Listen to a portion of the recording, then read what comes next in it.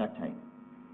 Even when the Nigerian police was giving some information about those who they thought were responsible for that bombing, because we decided to get some journalists to embed themselves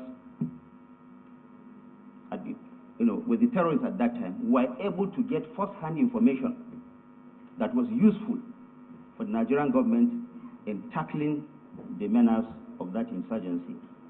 I recall that the international media were quoting Blueprint newspapers because we were giving the most incisive information about Boko Haram at that time.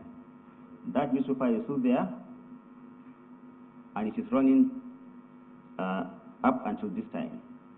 Again, I established a radio station. It is called the We FM. Actually, it was in existence, but with a different ownership. But I bought into it, revived it, and it's now one of the leading voices, one of the leading FM stations in this in Abuja here. Again, Blueprint newspapers, because the President of Nigeria, then President Muhammadu Buhari, graciously gave us a license to float a television station. I want to say it, distinguished senators, that the Blueprint newspaper has established that, but we are doing some trainings now, and in the next 2 or 3 months, will be on air. It's going to be one of the biggest television stations in this country. Distinguished senators, I also had a stint in the construction industry. Around 2008, I set up a company that went into construction and real estate development in Nigeria. The success of that perhaps led Mr. President Muhammadu Buhari, to nominate me and subsequently appointed me as chair of the Abuja Property Development Company. That company is government owned. Before I took over, it was almost moribund, almost bankrupt. But when I got there in 2008, I made sure that as a board chair, I made sure that company was resuscitated. And I'm happy to report that today the APDC is one of the best private companies owned by government in this country.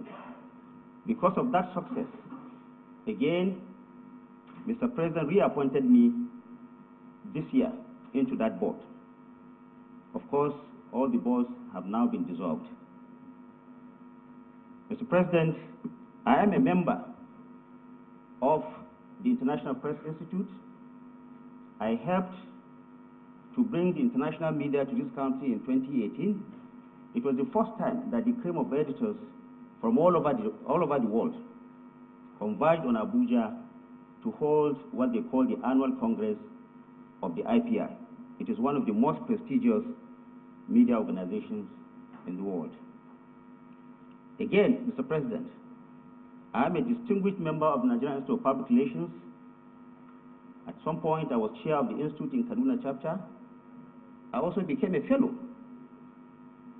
I'm a member of the African Public Relations Association and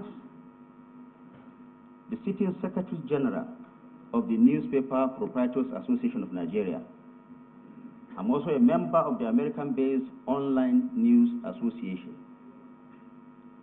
Distinguished senators, like I said, I'm Mohammed Idris, a teacher, a public relations consultant, a media entrepreneur, and an investor in the real estate and construction industry. Thank you very much. Let's start with the distinguished Senator Wadada. Thank you, Mr. President. Sitting as chair, distinguished colleagues. I am Senator Ahmed Wadada Aliyu, Sarkin Yakin Kefi, representing Nasarawa West Senatorial District of Nasarawa State. I still remain a horse rider. The nominee before us is very well known to me. and his resume and short presentation, verbal presentation about himself also tell us the much we should expect from him. First and foremost, for socio-economic growth and development of any nation, the education and enlightenment level of such a nation plays a very fundamental role. The nominee before us has been a great contributor to the educational and enlightenment of the citizenry, having played the roles he has played over the years, which of course is or are all contained in his resume and what he said. Again, the private role he played is also cannot be wished away, because the private sector in contemporary economic development is supposed to be the main driver of economic development. Government only plays the role of providing enabling environment. And he has played over the years as a private sector player, contributed greatly to the socio-economic development of Nigeria from the resume and the verbal presentation he has made about himself. My dear colleagues, it is time that we put round peg in round holes. The nominee before us has the requisite competence to be a member of the Federal Executive Council under the government of Asiwaju Bola Ahmed Tinubu, having known, it is well known to us, the commitment of Asiwaju Bola Ahmed Tinubu to turn around the fortunes of Nigeria. And that's why the renewed hope is today at hand. I think the nominee before us in all ramifications fits into the sphere or the cycle or the confinement of the renewed hope. So I call on us to give him the needed support so that we screen and eventually confirm him to be a minister under the present administration. Thank you, my colleagues.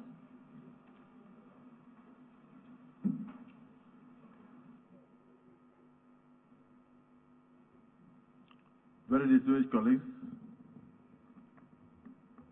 I'm sure the President took cognizance of all the qualities enumerated by distinguished Senator Wadada before nominating him. So I'll prefer that we go straight into questions so that the nominee can answer the questions and then and take leave of the Senate. Distinguished Senator Garuba.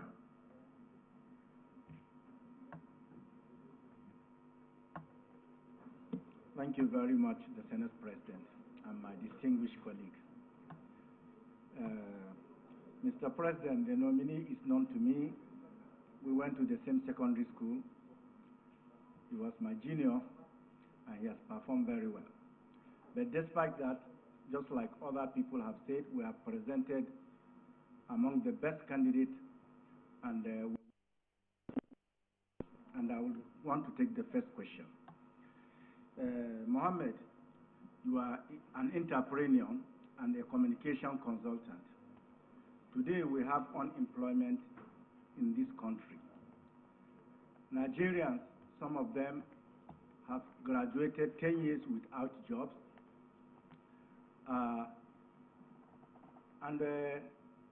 There is misinformation in the country. I've been receiving requests from my constituency that I must make recommendations for them to get jobs. We want to see what you could do differently to make Nigerians believe in the system, that the system, if you actually work hard and you are qualified, that the system will give you that opportunity without knowing the senator, without knowing the minister, and we want to give that Nigerian that confidence. How can we achieve that? Thank you very much. Thank you, distinguished Senator Garuba. In other words, equal opportunity to the child of the farmer and the child of the senator. And secondly, to avoid people graduating and going back home to unemployment for years, sometimes between 5, 7, 10 years. What can the nominee bring to the table by way of initiative to create more employment opportunities for Nigerians? I think that's the summary of your question. Senator Zam.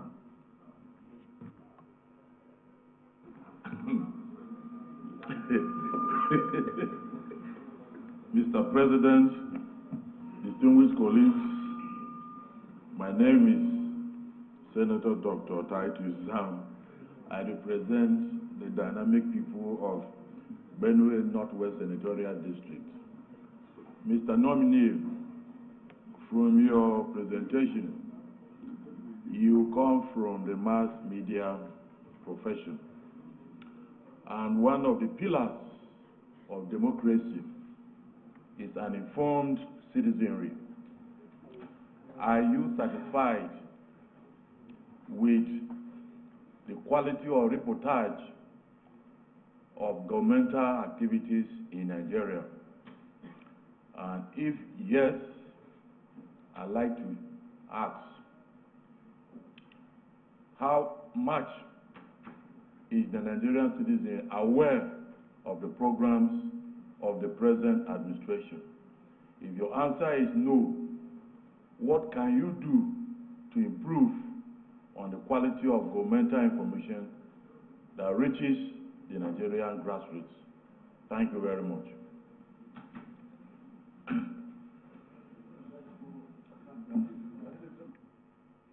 Thank you, distinguished Senator Zam. For instance, he achieved a lot under the Abuja Property Development Company. But I wonder how many people in Sokoto and Borno know about Abuja Property Development Company. So you are saying that, you are asking whether it's satisfied with the repertoire in respect of governmental policies. Because a lot of people may not even partake in government programs if they are not even aware of those government programs. Let me ask distinguished Senator Shehu Buba Umar. Thank you, Mr. President. Sitting as the chair, distinguished colleagues, my name is Shehu Buba Umar, representing good people of Bauchi South. Mr. Nominee, let me start by congratulating you. Listening to your presentations and going through your CV, you, as an English teacher and also a pioneer of various media outfits, such as Blueprints and FM stations. So if my question is, if being confirmed by these hallowed chambers, what are you going to do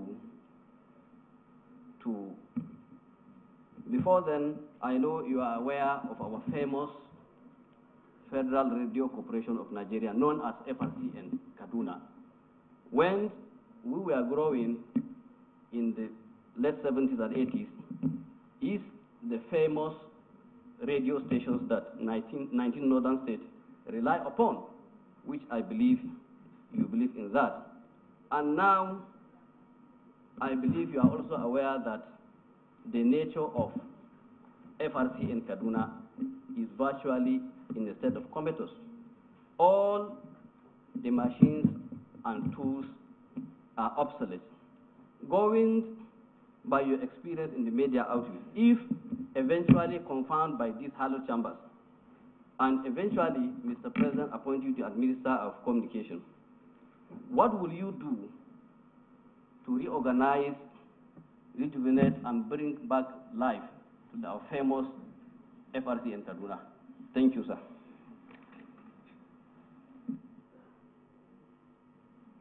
Distinguished Senator Biggie.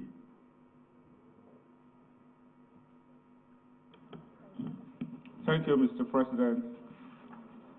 I remain Mpigi Baranada. Mr. Nominee, about 41 years ago, you attended your secondary school and obtained a GCE. But the document before us here is just a statement of result. There is no certified statement of result gotten from WAEC or the Examination Council. How can you prove that to the Senate, that this statement of result is free? Thank you. Yes, distinguished minority leader. Thank you, Mr. President. Distinguished colleagues, our dear nominee, congratulations. Mr. President, I remember the good days of this program that talks of good people, good nation, and it was meant to put Nigeria in good light, to showcase Nigeria to the world that all about Nigeria is not about criminality and crisis and so on and so forth. As a media practitioner, sir, do you think the media, since that time till now, have portrayed Nigeria in good light to the world?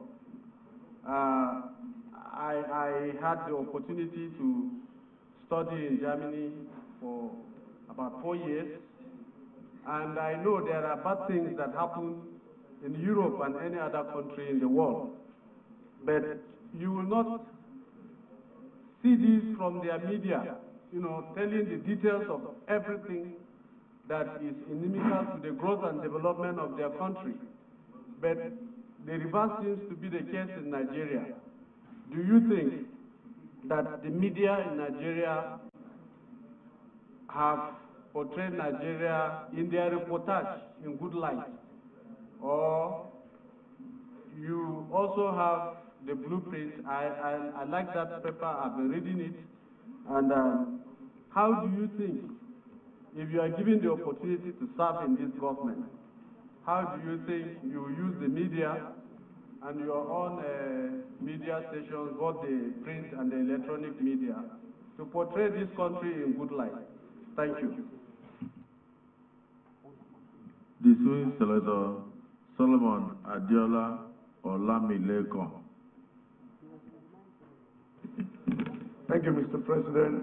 Sitting as the chair, Adiola Solomon Olamileko, representing Ogun West Senatorial District in the Senate of the Federal Republic of Nigeria. Mr. President, let me join other colleagues of ours in congratulating the nominee as one of the intending minister of the Federal Republic of Nigeria. Now, having listened to you and looking at your resume, it shows you are a media guru, aside being a teacher. And having been involved in media over the years, I know you will have one or two things to do with the Ministry of Information and Culture. Number one, are you satisfied with the level of our information management as a country? Number two, the following agencies are under the Ministry of Information and Culture. One, the Nigerian Broadcasting Corporation. Two, NTA. Are you satisfied with the way the issuance of licensing of radio stations are being carried out presently? Two, the Nigerian Broadcasting Corporation have exited the federal government budget. And the reason why is that they are capable of generating enough revenue to run their day-to-day activities. I want you to x-ray the current Nigerian Broadcasting Corporation as it's where as at today. And are you satisfied with the performances of the Nigerian Television Authority when compared with the channels, the TVC, and all other TV stations of this world? Thank you.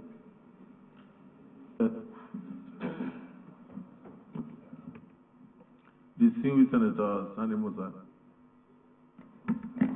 Thank you, Mr. President, sitting as chair. I am Mohammed Sani Musa, representing Niger East Senatorial District. My distinguished colleagues, the nominee standing before us is a representative, a nominee representing Niger State, and that is our constituency.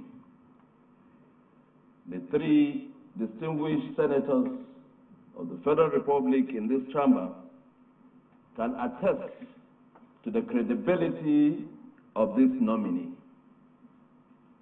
The passion this nominee has in driving not only the youth of this country, but the whole Nigerian people in terms of attitude change cannot be overemphasized.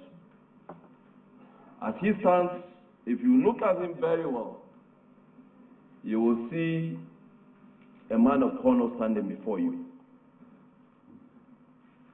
He is the publisher of Blueprint newspapers. We are all politicians. We have seen what happens during the days of campaigns. But I can attest that there are newspapers that have excelled themselves not to be partisan, and they report as it is.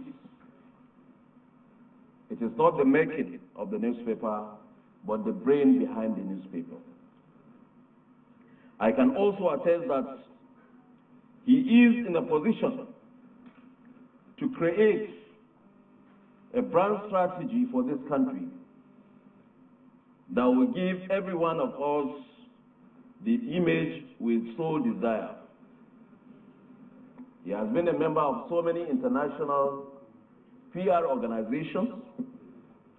We don't need to always appropriate the meager resources we have. Well, we should be able to use the sense of characters of some of the Nigerians we have like him to sell our image, to propagate our image to the international community. He is a mobilizer that can also give credibility by way of image to the policies that this administration or any other administration that will come in Nigeria, will roll out. He will be able to give that image so that there will be understanding. I'm happy that a lot of questions have been thrown to him, of which is far more capable in responding to them. This administration, especially Mr. President, His Excellency Asiwaju Bola Ahmed Tinubu, have shown that he has come to renew the hope of Nigerians. If you look at the age bracket of the people he has nominated for ministerial positions, these are people that will not only introduce the policies, but they are also going to be the ones to implement these policies. The energy is there. And I believe Mohammed Idris is one individual that will be able to rally even among his colleagues in the cabinet when formed and whichever responsibility given to him, I believe is not only information that he'll be able to manage. Mohammed Idris can go into any portfolio, can do his best to any portfolio of responsibility given to him in this country. So I stand on behalf of three of us to appeal to my fellow distinguished colleagues to see reason after he has responded to appeal to Mr. President to allow the nominee a leave of the Senate of the Federal Republic of Nigeria. Thank you.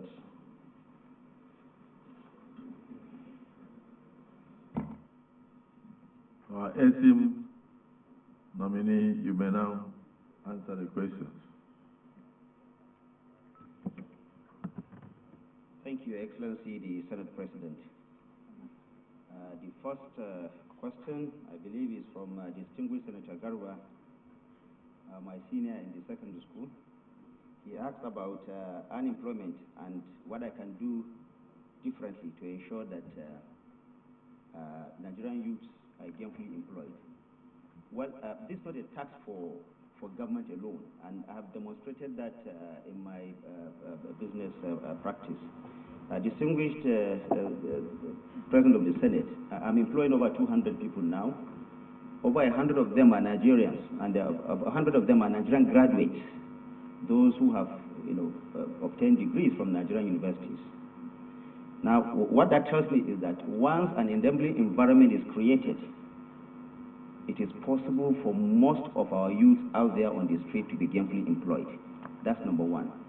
Secondly, it is also important that policies formulated by government should encourage participation by the private sector. Only in so doing can opportunities be created so that those our youth that are out there in the streets would now be taken out of the street. So first, private sector people have to be encouraged to employ people, and the only way that can be done is by creating the enabling environment for private sector to thrive. There is no way that government will continue to employ people. I think the era of thinking that government is the employer of all members of the Nigerian public is over.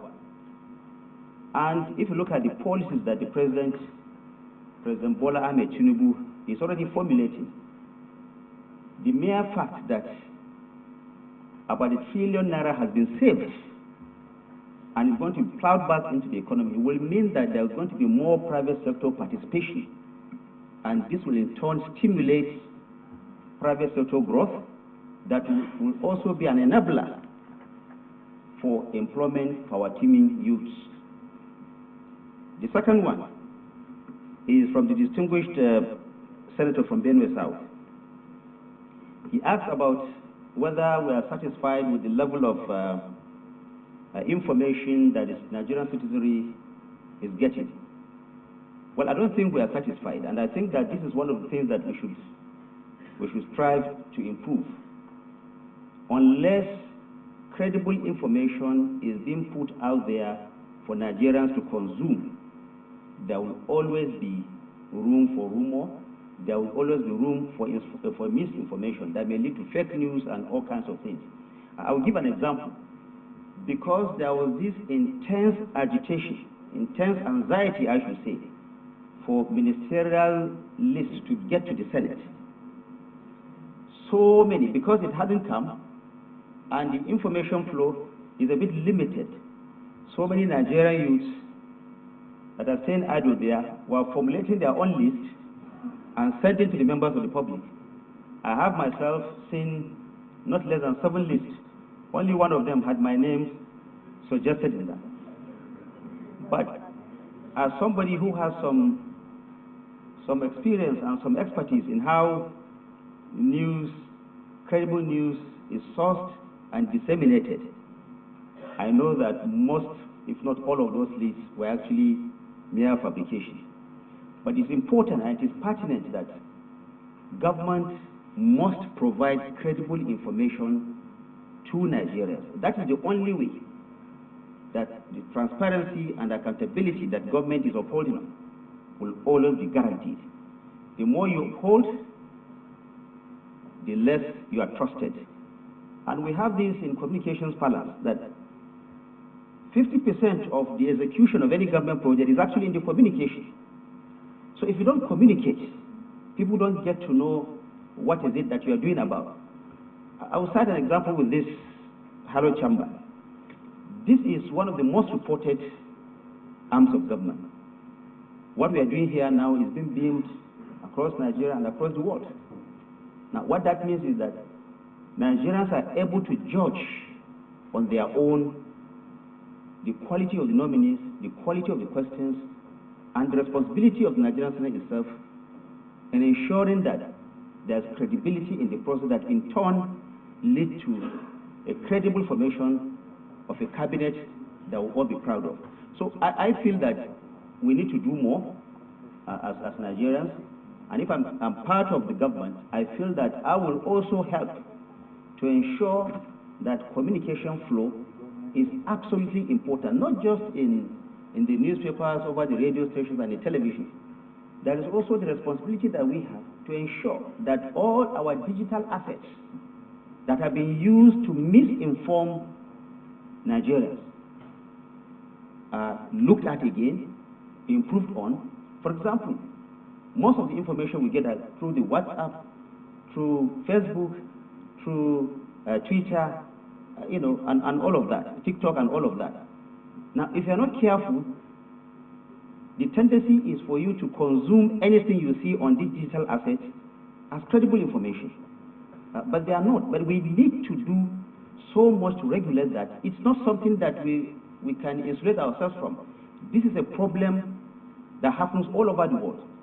Like I said, I'm a member of the Online News Association, based in the US. And I know that at every conference that we go to, every country, including America itself, is complaining about fake news. So what do we do with these digital assets? What kind of regulation do we put in place? How do we use that to promote credible flow of information amongst Nigerians? And I think this is very, very important. We try to do same during the campaign. Because if you observe, for those of you in the APC, I served as the Director of Strategic Communication for the campaign. And I know that we use digital assets to promote the manifesto of the party.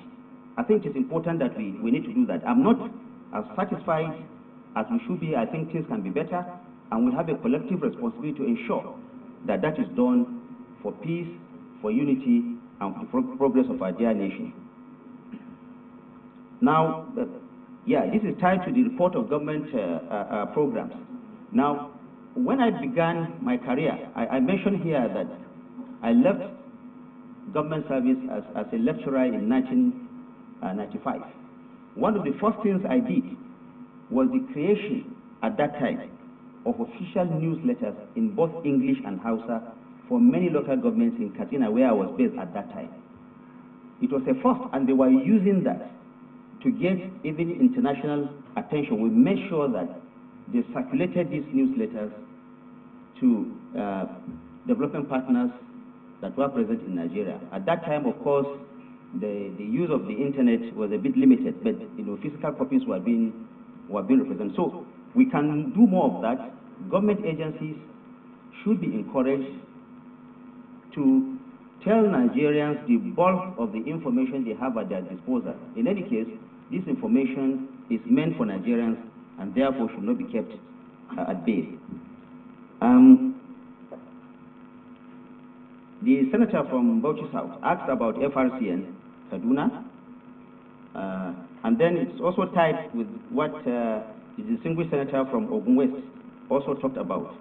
Are you satisfied with the way the agencies under the Ministry of Information, the MBC and the NTA and all that? Now, what I would say is this. I think that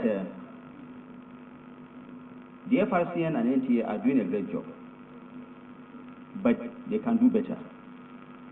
And the way they can do that is by ensuring that they resort to technology, pay attention to new technologies that will ensure that information flows. If you look at NTA, for example, if you put it on, despite the fact that it has one of the best brands in this country as far as reportage is concerned, if you look at the quality of the pictures, and then you switch and go to other private ones, people will not be encouraged to get themselves glued to the NTA. So there must be some form of investment in, again, the digital assets. And not just in the purchase. When I mean investment, not just buying the equipment, ensuring that those who are going to man this equipment are properly trained and retrained, because technology is such that if you stay in one position for too long, for more than 6 months, you find yourself obsolete. You need to move and evolve with time. So that should be done. Now, there is a particular thing I want to talk about, especially concerning the MBC. I think that the MBC, that is the regulator of broadcast in this country, need to really move more with the time. For example, the fees that the MBC requests that private owners of radio, TV pay before they can air their programs need to be reviewed downwards. If, for example, somebody wants to invest in a television station and is asked to pay 250 million naira, this is even before you buy any asset. You are requested to pay 250 million naira. Where do you get the funding to now begin to do the rest of the investment? But the regulatory part of them, I think they are doing very well, and they need to strengthen that. Now, someone also asked, distinguished senator asked about the issuance of licenses. Licenses come with responsibility. Today, there are over 1,000 licenses that are issued. And many of the people that get these licenses are politicians like us. You get this license, and then you put them in your bag, and you go and lock it up somewhere in your house. How does that contribute to information dissemination? Why did you get that license in the first place? Only 50% or even less of the licenses granted by the federal government are actually in operation today. Only less than 50%. So where are the rest? I think that there should be some regulation, tighter regulation, to ensure that you must first of all be a practitioner or a genuine investor in the media industry before such licenses are granted. I think we need to do that, and then control the proliferation. Now, what I mean about proliferation is not that every other radio or TV station that is there is not doing well. Specialized licenses ought to be given for specialized audiences. I think the MBC should take note of that. I am aware that they are already doing that for example, the Nigerian Police, the Federal Road Safety Commission, and a few government agencies. But I think they need to do more of that so that people can rely on such platforms. And distinguished senator from my state, thank you for your kind words. I feel humbled that you find me so worthy, the three of you, for your esteemed consideration. I thank you for your kind words, and I oppose them. The nominee must congratulations in advance. You have answered the questions, and we are quite impressed. So you may now take leave of the Senate.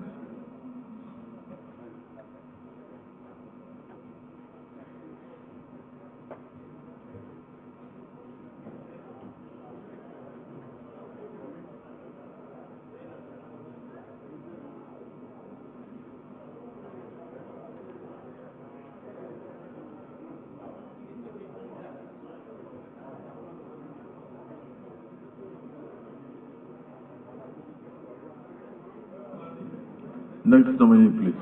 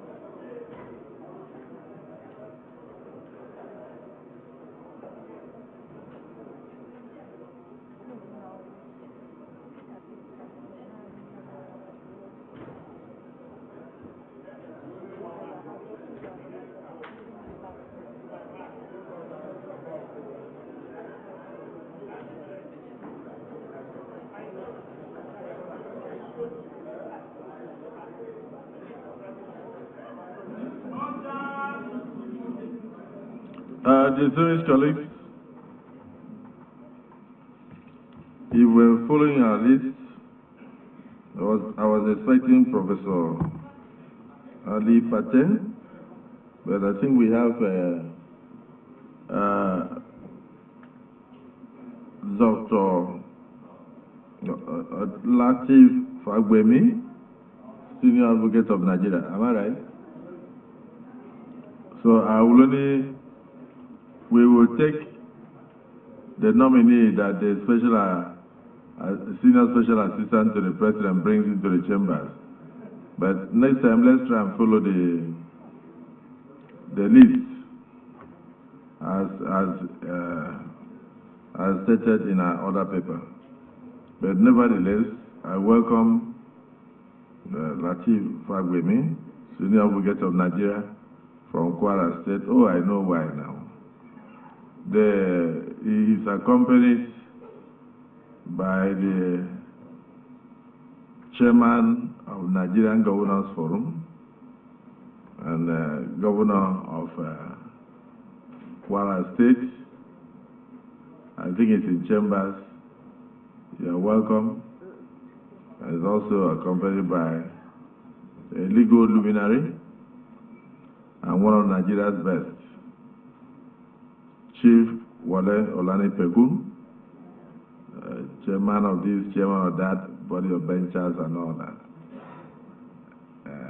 We are delighted to have you in the Senate. We have Madam Yusuf Ali, Senior Advocate of Nigeria. We have Charles Edoswan, Senior Advocate of Nigeria. We have Adeni Yakin-Chola, Senior Advocate of Nigeria. We have Afolabi Fashenu, Senior Advocate of Nigeria. We have Hakim Afolabi, Senior Advocate of Nigeria. We have Aliu Sarki, Senior Advocate of Nigeria. But above all, the Chairman of Nigerian Governors Forum, His Excellency the Governor of Kwara State. I can see him seated there, so we recognize you especially. Our colleagues will do well to get back to their seats so we can continue with the serious business of screening these nominees for appointment to serve humanity and rescue the federal government of Nigeria. Mr. Nominee, welcome to the Nigerian Senate. We have your resume before us. Give us just a summarized version of this resume, and if there's anything you think you want to add that is not contained therein, you can do so. The floor is yours. The Senate President, the Deputy Senate President, the Leader of the Senate, the Chief Whip, Deputy Chief Whip, distinguished Senator Lola Ashiru, that's my senator from my constituency, distinguished Senator and my friend, Mustafa Yuturaki of Ilorin. The Senate President, I have no intention of personalizing the proceedings here, but please permit me to also say that to greet Senator Buhari, they are from Oyo because I came from Oyo from practice there, Senator Yunus, and my very good friend, Senator Sarafa Ali. That said, I will just veer off and say Senator Adigmamiri because he's a senior advocate of Nigeria. My name is Latif Olasunkanmi Fagbemi. I was born third into a family of 5 at number 38, Lagos Street, Ebutemeta, Lagos, on the 16th day of July, 1959. Around 1962, I was taken to Ghana but returned in 1965 to start what we call kindergarten, but eventually started my primary school in 1966 at Ansaruddin Primary School in Ilorin. I was there until 1972. In 1973, between 1973 and 1978, I attended both Offa Grammar School and Offa Grammar School, Offa, and Oyo Baptist High School, Ijabo, for my secondary education. I then moved to Kwara State College of Technology, School of Basic Studies, to do my higher education certificate under the supervision of University of Cambridge. I finished from there and went to University of Jos between 1981 and 1984. I then got to the Nigerian Law School in 1985. I became a lawyer in August 1985 and did my youth service, in Ibadan in 1985. That is between 1985 and 1986. I then went back to University of Ife as it then was for my master's degree. Since then, I've been in active legal practice. I trained under that world-renowned jurist turned educationist, Chief Afe Babalola. Like I said, since then, I've been in active legal practice. The Senate President, this is the short resume of the candidate standing before you. Much obliged.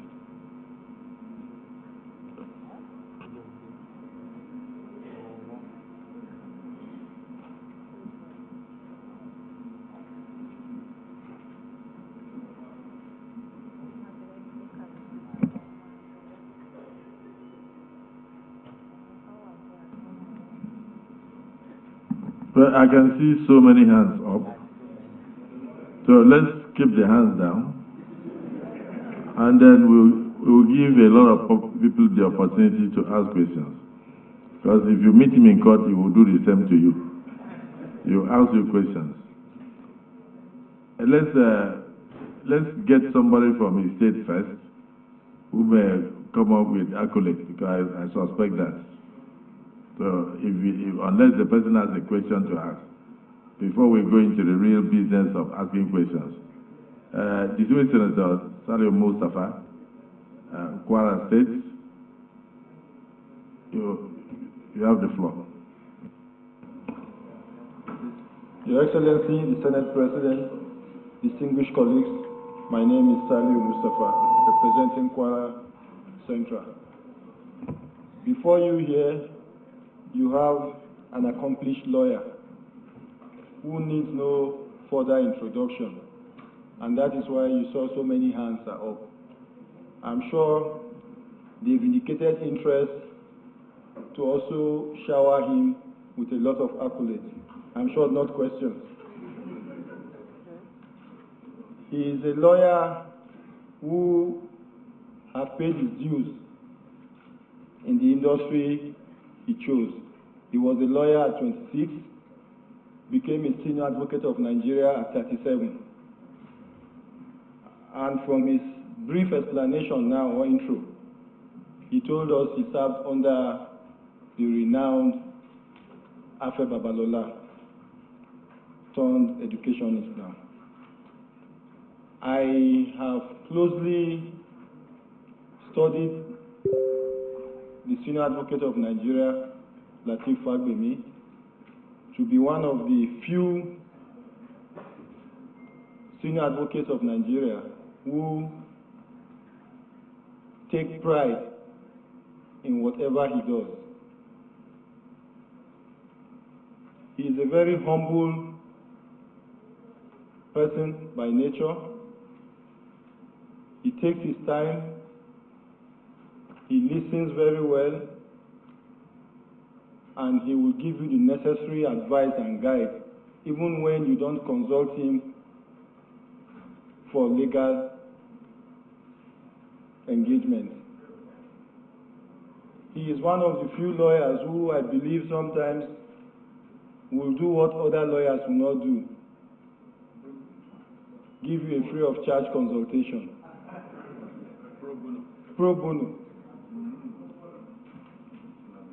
I am really proud and elated that he is from Kwara State. He is one of the leading lights in the legal industry in the country. And I know if confirmed by this Senate, he will not only do this Senate proud, but the country and the President for nominating or appointing him as a minister. So I would wish that he will maybe help the Senate in one or two areas, especially in enlightening or broadening our minds in certain issues that might have been reoccurring decimals when it comes to legal explanation of maybe jurisdictions of certain areas. I'm proud to have him as a nominee from Kwara State. Like I said, I know he will do the country a very great deal of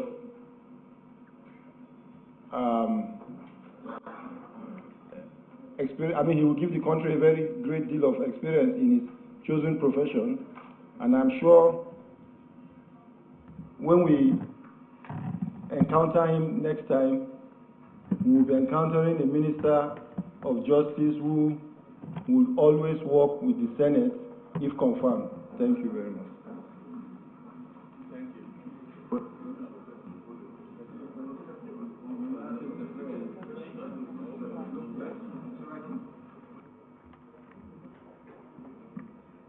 Well, dismissed Senator Mustafa is more or less confirming that the Kwara caucus has no objection to this nominee. And so I think that was important for me. But maybe since there is another very ranked senator from Kwara, Senator Sadiq, you may wish to add something before your governor penalizes you that you said nothing. Thank you, Mr. President, my distinguished colleagues. I am Sadiq Sulaiman Umar. I represent the good and decent people of Kwara North and OR. Mr. President, we are very proud of the nominee. And as my colleague said, as you see him standing there, if you look, you might not see a giant. But when you look at, when you can get into his head, his mind, he is a giant. Mr. President,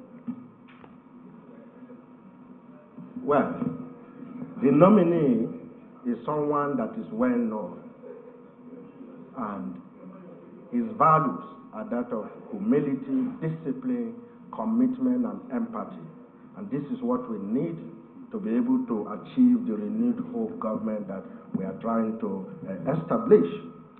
Mr. President, I would have said that this legal luminary should take a bow and go, but you know, it's a product we are so proud of. We are happy that he's asked questions. And in fact, I will encourage my colleagues to do that by also asking a very simple question. Mr. Nominee, congratulations. The simple question I have for you is the usual thing that goes on in this country, where most people seem to have this misconception of government, or the three arms of government. The truth is that there is one single federal government in Nigeria, headed by President Ahmed Bola Tinubu. The three arms are separated for just checks and balances. But they must work collaboratively, respectively, and synergize to be able to deliver the key objectives of what the government needs to deliver to the people. My question is, how would you relate with the National Assembly to ensure that this synergy is maintained respectfully without compromising the separation of powers? Thank you. Distinguished Senator, I just want to, I'm moving from his place of birth. I may not touch Ghana, but I will touch Oyo. Distinguished Senator Sharafadin.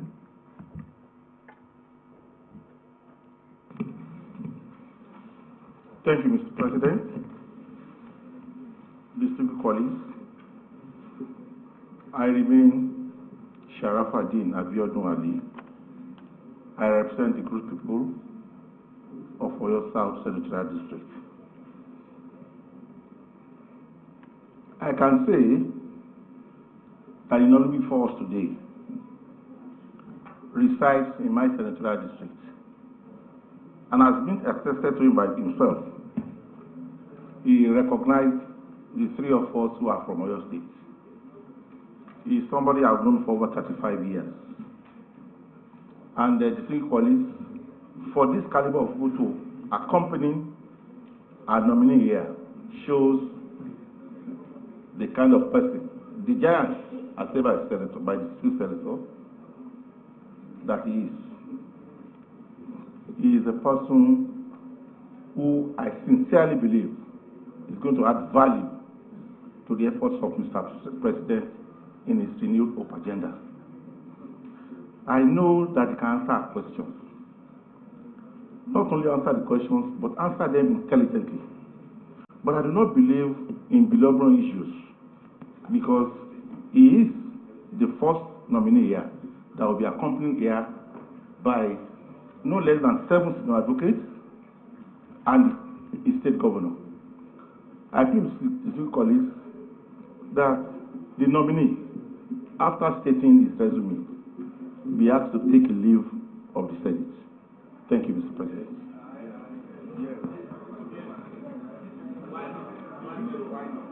Why not? Why not?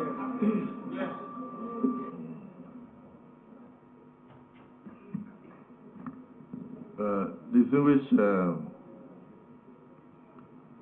colleagues,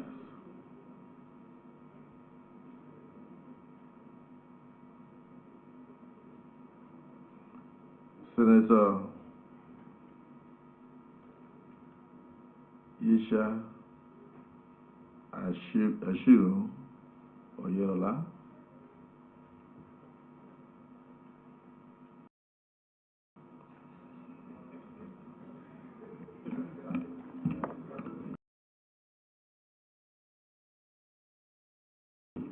Mr. Senate President, Senator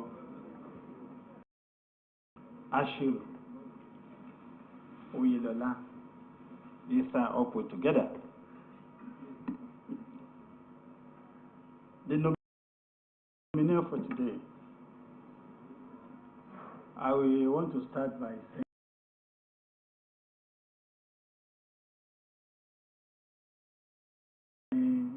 expressing our gratitude to Mr.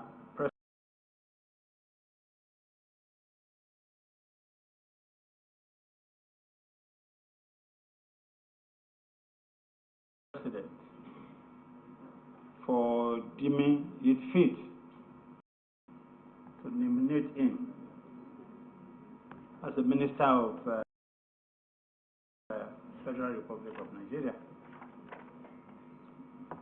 I don't want to overemphasize what has been said about him. I will go a little bit micro. And what I mean by that, I don't want to talk too much about his legal prowess because it's well known to all of us. He has consulted in so many states of federation, more than 15 or 18 by the last count. And he has provided legal services to so many parastatals, agencies, and corporate bodies. So in terms of law, his competence is definitely not in doubt. But I want to talk about the person I know. He doesn't want to be called a prince. But Mr. Lateef Fagbemi is not just a prince of Ijago.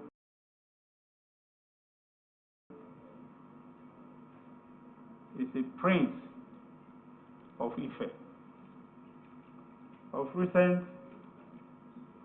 he lost his father, who was the king of Ijago, at a very ripe age of almost 110 years.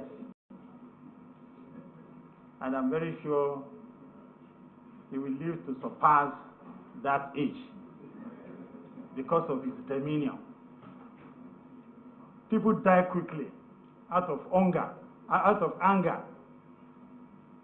When you look at the nominee for today, you will never see any anger in him.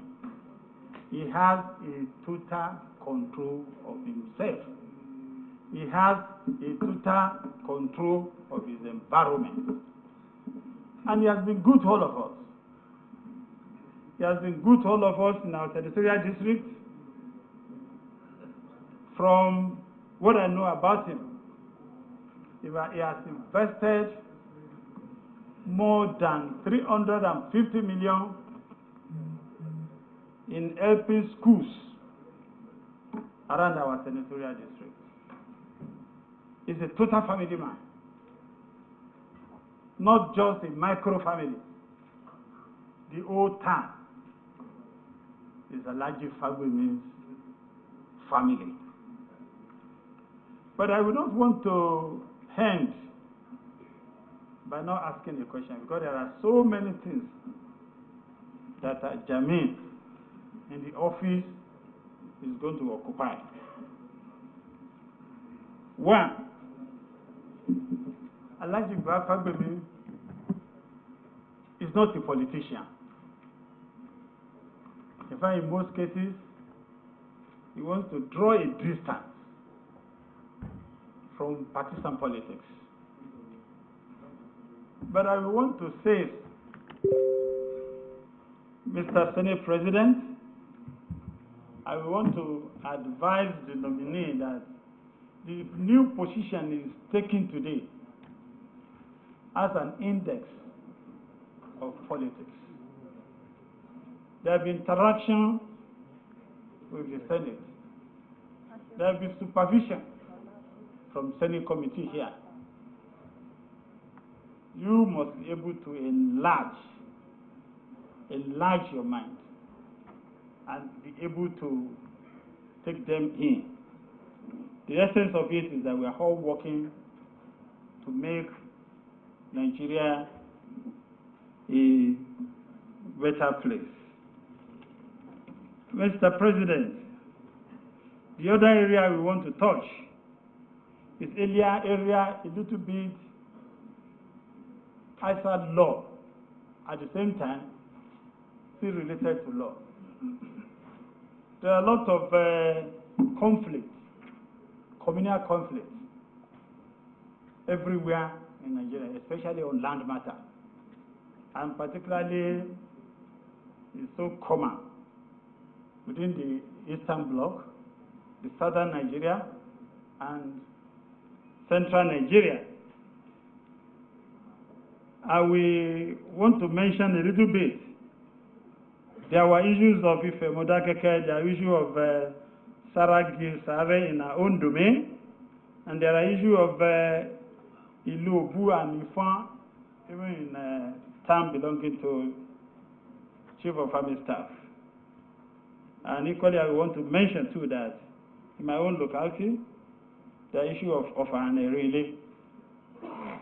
I want to ask you, how do we get a settlement without going to court or without brother and brother going to war? Thank you, Mr. President, for allowing me to take my seat.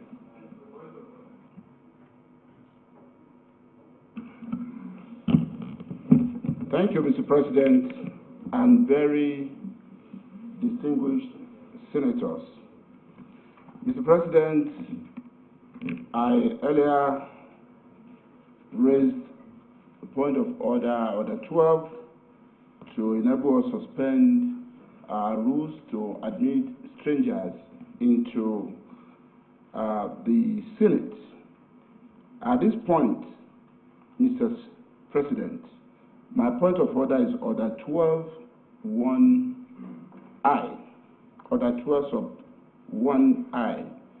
It's actually an invocation. I'm invoking this order to enable us admit. Thank you, sir. I have your permission to read, and I will read order 12. Distinguished colleagues, order 12, sub 1, Roman figure I.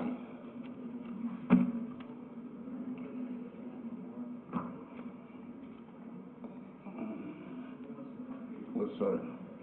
Order 12, 1 says, no person shall be admitted to the lobby or the floor of the Senate while in session, except the following and only by consent of the Senate.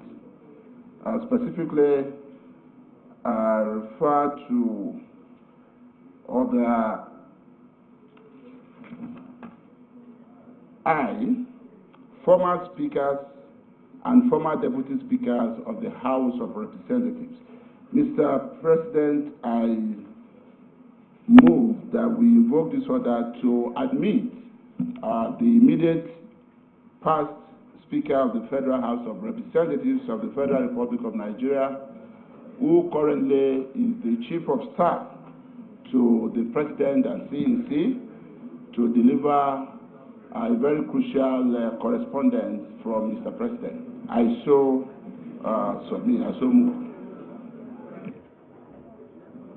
The Minority Leader. Thank you, Mr. President. Mr. President, I rise to second the motion moved by Leader of the Senate. I so second, Mr. President. Distinguished colleagues, the Section 12 of our standing orders had already been invoked and is already in force, but specifically Section 12(I) that allows former speakers and former deputy speakers of the House of Representatives to approach the chambers while in session. So a motion to that effect has been moved and seconded by the Minority Leader. Those who are in support of the motion say aye. Aye. Those against say nay. The ayes have it. The former speaker may now approach the chair.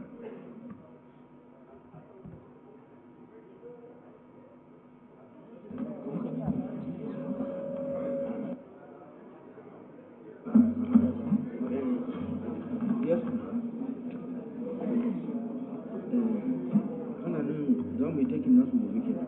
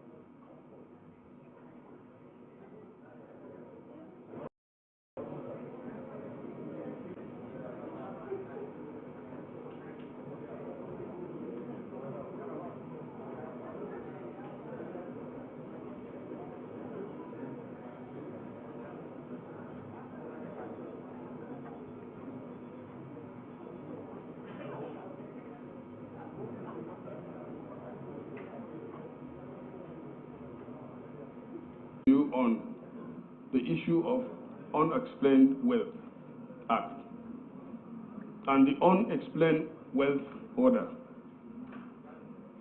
For the country to move forward, we all admit that we must fight corruption, and that is one of the main problems in this country. In fighting the corruption, the government put in place so many institutions, EFCC, ICPC, police, and all that. The fundamental reason is because of the constitutional provision which states that an accused is assumed innocent until proven guilty beyond reasonable doubt. Here is the challenge. You have somebody proved beyond reasonable doubt. And I guess that is the wisdom why in even developed countries like UK, there is the Unexplained Wealth Order, which I believe as a senior advocate, you know. And in those countries, there is the Unexplained Wealth Order or Unexplained Wealth Act. And its practice, I understand by my research, over 20 countries, including US, where you got the money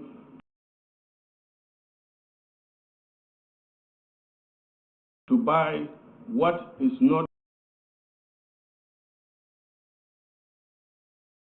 with their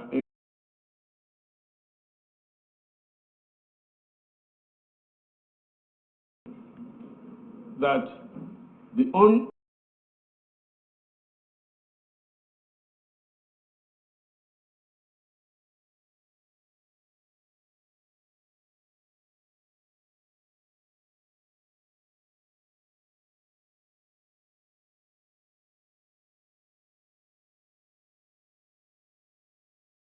Unexplained Wealth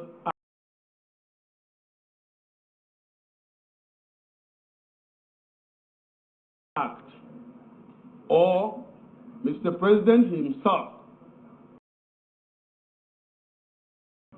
will issue an executive order. So my question,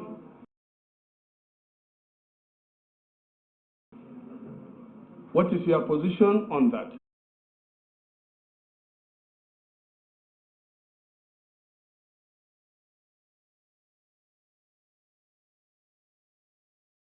That I know, religious, God-fearing, and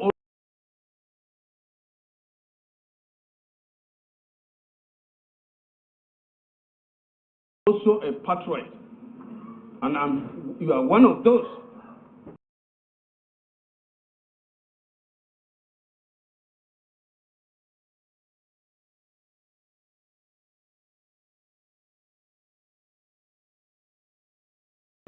That corruption must be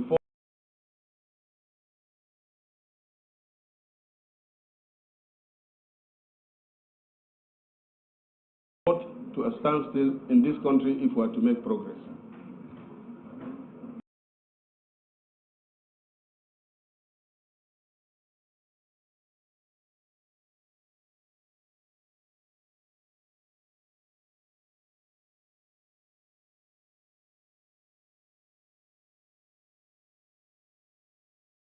Thank you.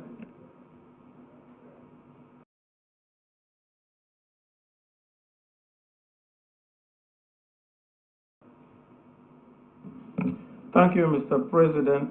Sitting as the chair, I am Inea Baribe. I represent Abia South. Mr. Nominee, rings bells, and you have litigated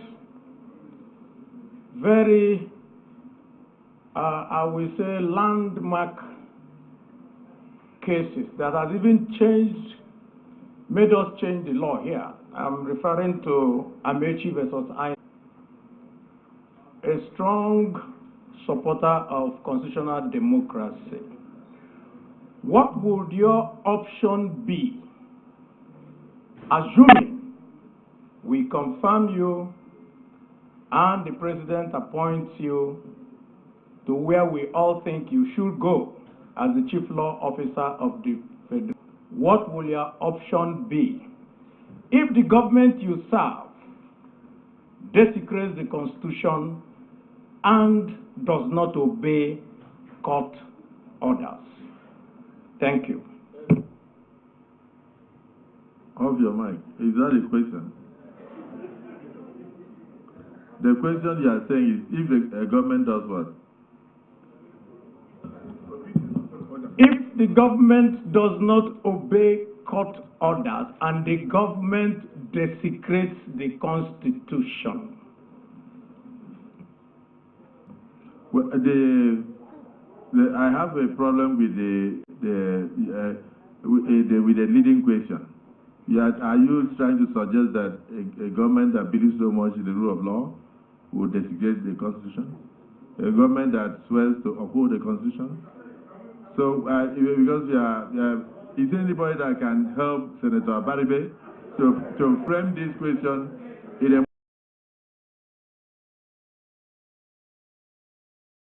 more respectable manner? Because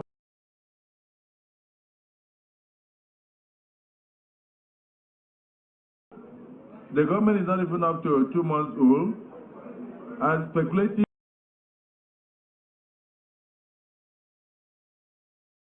and you are saying if the government, previous governments that you saw,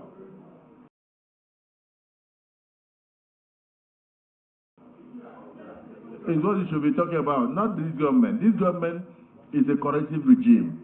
Now the government of Bola Ahmed Tinubu is out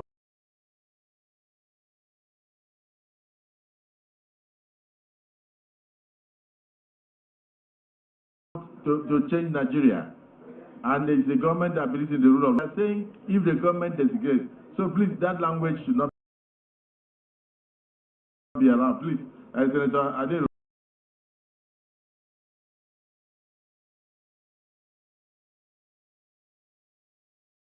I believe we can handle it better. Please reframe it for him. Go ahead. Thank you, Mr. President, sitting in the chair, distinguished colleagues, by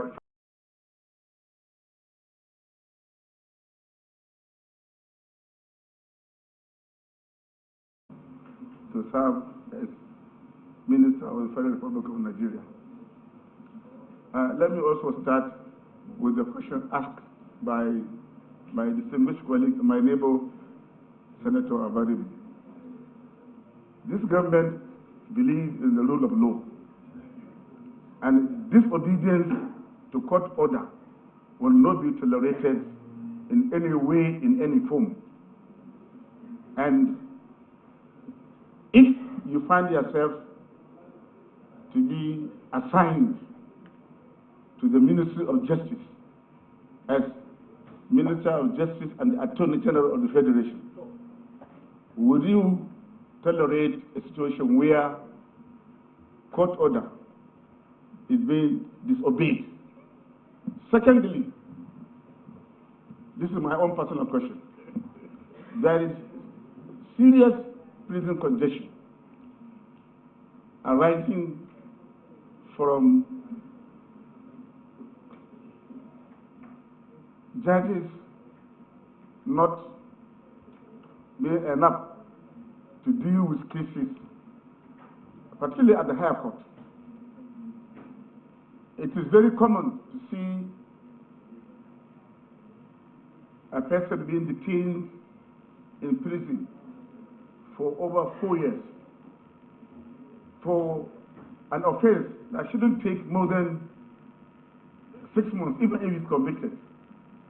Our prisons all over Nigeria are like that.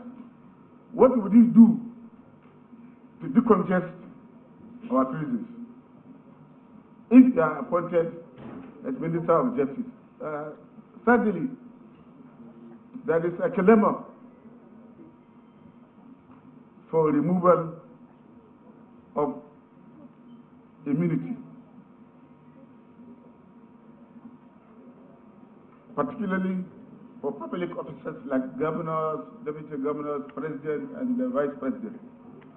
We attempted removing it in the 9th Senate or in the 9th Assembly, but we couldn't succeed because we couldn't get enough support from the states. Would you subscribe to the view that immunity should be removed for public officers, particularly governors and president and vice president and deputy governors?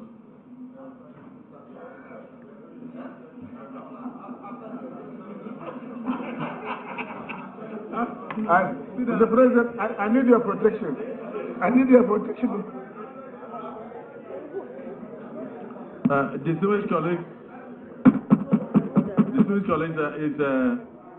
because of the number of hands, it will be good for us to restrict ourselves to one question, and so that others can have the opportunity to ask.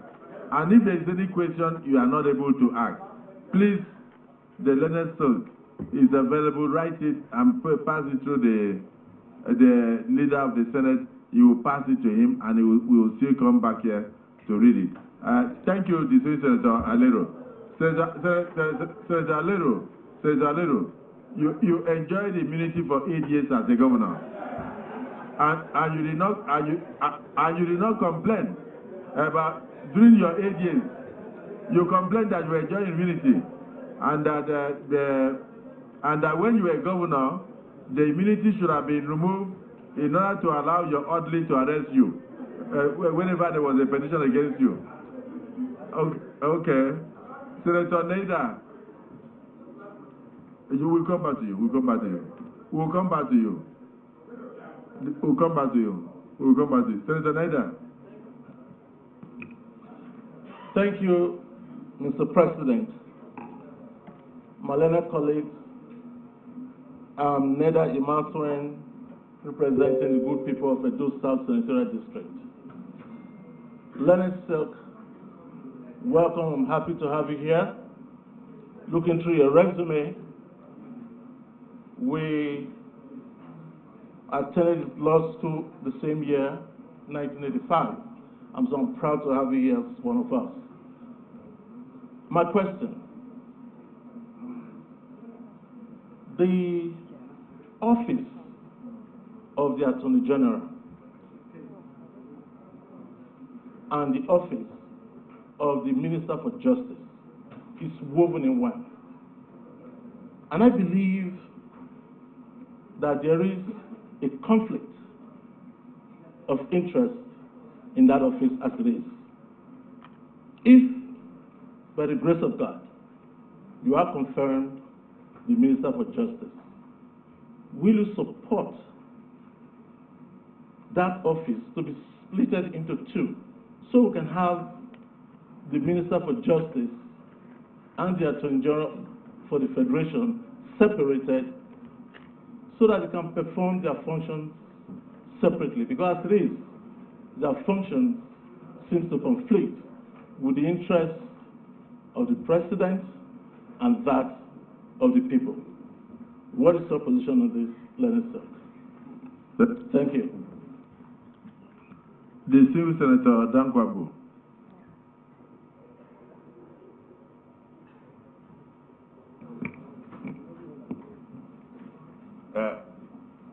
Your Excellency, the question I want to ask is similar to what he asked. I want to ask if it is right to separate the office of the Attorney General of the Federation and the Attorney General of the federal government, as is being initiated and is being asked all the time. Accountant General of the Federation, Accountant General of federal government, Attorney General of the Federation, Attorney General of the federal government. Is it right? Does it give the President enough powers to perform his role on the economy and the justice system? That's my submission, Your Excellency. We should give the nominee. the opportunity to be heard.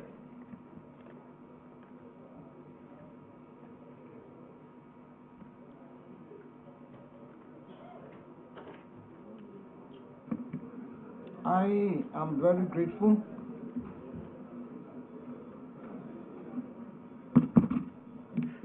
I'm very grateful. Let me start from the question posed by distinguished Senator Sadiq Umar, and I start on a note of apology because I should have mentioned him as one of the senators from my state. Unfortunately, the impression I had was that he was not around. That said, let me talk about the question he raised. It's about the relationship between the National Assembly and the Office of the Attorney General. I don't see any difference between this question and the relationship amongst the three tiers of government. The government stands on the tripod: the executive, the legislature, and the judiciary. And the French philosopher Montesquieu advocated the issue of separation of powers, rule of law, and others. But there is nowhere in the world where you have watertight separation of powers. It is the interest of the nation, the interest of the country that is paramount and will dictate how we relate, all for the good, betterment, and advancement of our nation. So, as Attorney General, if I find myself there, I cannot do without the National Assembly. I cannot do without the judiciary, but it has to be on certain defined parameters. That's one. Then my very good friend, Senator Sarafa Ali, I just want to thank you for the good things you said about me. Then my boss at home, and I say here, Senator Lola Ashiru, has asked that, well, because I'm not a politician, the Office of the Attorney General, with all respect, is supposed to maintain a modicum of independence. But that does not mean that you will not take into consideration the mood of the nation. So that is what is important, because it is the Constitution, it is the law that I am expected to guide and guard, again, all in the interest of the nation. About this issue of land dispute and all that, my answer is going to be a two-pronged approach. The first one is, it is either a dispute between one state and another, or between one local government and another. In fact, three. The third one is, within the same local government, you can have dispute as to land. But I'm aware that we have boundary commission. Whether or not we'll achieve harmony in respect of land matters depends greatly, or a great deal, on our governors. Because very few instances of state clashes, interstate disputes arise. So it behoves the governor of a particular state to take the bull by the horn and not play politics with it. It's very important, because when election is coming, the issue is, oh, let me wait, otherwise I'm going to lose this election. So my advice is that it is the state governors that we turn to do the needful. At the local government, it is the local government chairman who should also take the bull by the horn. At the federal level, the president, the boundary commission, which is a body established or recognized by law should swing into action. But my general advice is that it is better to nib these disputes in the bud as soon as you realize or there is indication that's likely to be boundary dispute or communal dispute. I will advise the authorities to swing into action and not allow it to fester or get to such a magnitude that it will now be unmanageable. Now, in respect of the distinguished Senator Ndume on explained wealth, I want to discuss this under a broad head of corruption. It is only in Nigeria that we want to take omelette without breaking egg. It's not possible. But we must also realize that the whole purpose of the society, of the nation, of the country, of the group, any group, is to promote economic development. In fact, if you have an enabling environment for economic, for investment, you have little problem dealing with unemployment.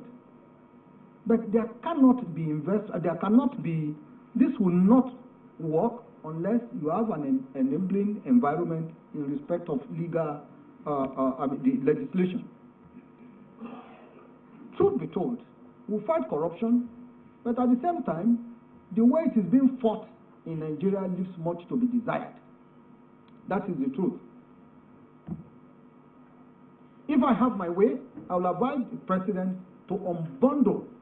First of all, bring ICPC and EFCC together, unbundle them. Investigation should not be handled by the same body. There must be a supervisory authority within the same system. If there is investigation, it is another body. Prosecution is another body. It doesn't augur well to ask the same authority to, okay, do investigation, come and do prosecution. That is where we have problems. Then we are also not, let me say, patient enough. You know, investigation takes time, especially in serious corruption cases. Are we prepared to wait? My take is that a situation should be created, such as the one that happened in when Hush Puppy was arrested. They had been trailing him for years. He didn't know, and nobody will talk to him. But the day they said the time was up, he also knew that the time was up.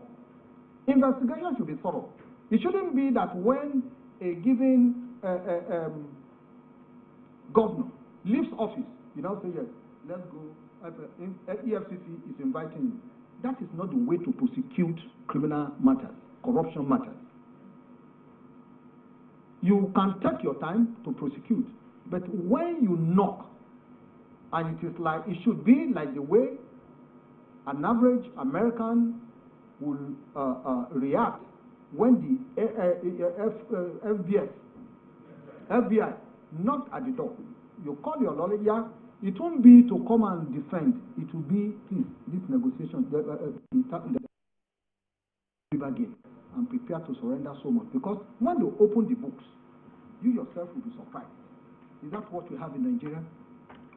I will answer it with an outstanding no, negative. So, if you are ready, and it will involve, with respect, the National Assembly, make laws that will be good for the society without anticipating, oh, will this one affect me? I'm sorry, it's just time to say the truth. We have to put in place very good laws to do this. Then, apart from the issue of having good laws, I've always insisted that it is better to have even bad laws administered by good men than to have good laws administered by bad men. It is important that we do this. So, but the issue of,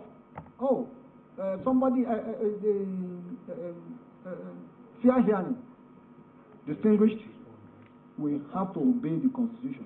There must be fair hearing. You cannot condemn a man unheard. It's never done anywhere. We cannot be in a hurry because we cannot say because we want to prosecute, then you now brush aside the age long with the one that has started even during the time of Adam and Eve. We all know what happened. But make sure that investigation is thorough. And when we talk of investigation being thorough, we pump money there. We have to pump money there, unbundle the authorities. That has to be. Then, with respect on the issue of not obeying court orders, there is no government, especially the head, who will want to joke with the judiciary. It is those around him. In Nigeria, what we have, or which we have to pay attention to, is interagency rivalry. You have the EFCC, you have the SSS, you have other security, organizations. I think, with respect, you will not find the president flouting any order, because the Attorney General will invariably be made a party.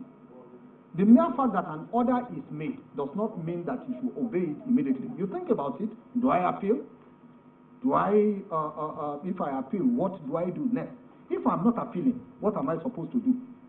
If I'm not appealing, of course, I cannot subject the order of court to any further test of validity. By Section 287, it has to be obeyed not only by the government, by every authority and person in Nigeria. So the question of these, in the major areas where we have these disobedience of court order are with all respect, between these agencies. My advice would be that in matters of law, the Attorney General should be involved. DSS cannot be an island unto itself. EFCC cannot continue to, behave as if there is no law. There is law. And if you want to do investigation, you do investigation before inviting the accused person. It is not a question of inviting him and you say, we have caught a big fish. Then at the end of the day, you say you are investigating. So that also goes to the issue of the pace at which the course of justice travels. It can be slow, but it's very sure. And I take example from what is happening in the United States. Trump has a 2024 appointment or date in court. Believe me, some people will say, 2024. No. That 2024, if God preserves our lives till and beyond that day, nothing will make them shift it, because thorough investigation would have been done. You do your investigation before arrest and not arrest before investigation. I'm grateful. Furthermore,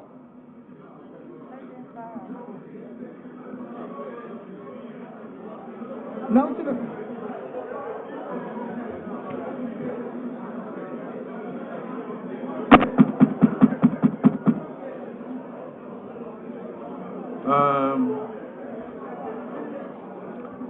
distinguished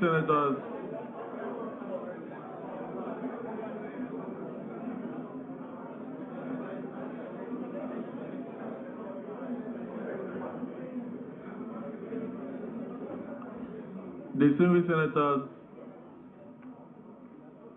you can notice renewed hope in our judicial processes. So I will want you to just answer one question from me, and then you can step aside. The question I want to ask, I know you will go. The question I want to ask is, where you have courts of coordinate jurisdiction, courts that have the same jurisdiction, let me explain it that way, and then they bring out divergent judgments on the same issue, conflicting judgments on the same matter. A court in Yola will give judgment in the Federal High Court in Yola on the same matter. Another one in Port Harcourt will give a different judgment on the same matter. Another one in Warri will give judgment on the same matter. Another one in Kano will give judgment on the same matter. If God gives you the office of the Attorney General of the Federation, how will it bring sanity to bear? Because it tends to make people to lose confidence in the judicial system. That's number one, because I think something should be done where there should be judicial precedence.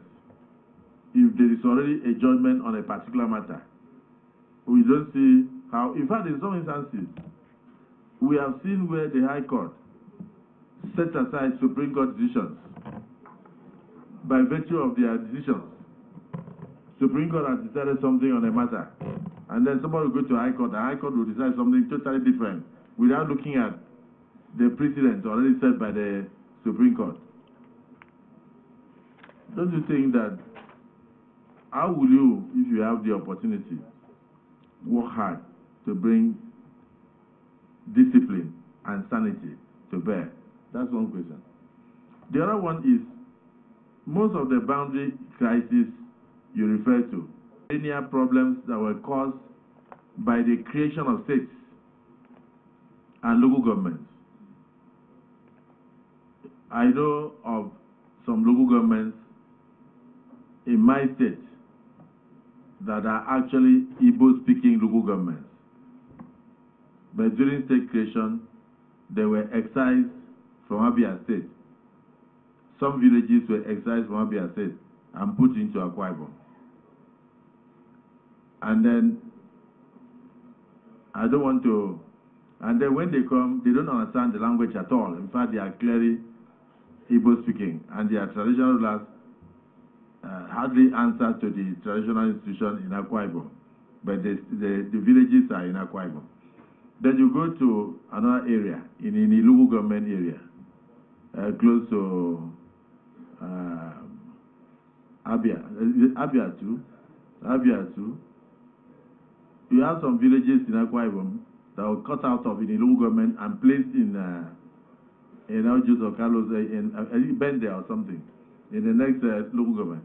So those village heads are confused whether to attend traditional institution in India.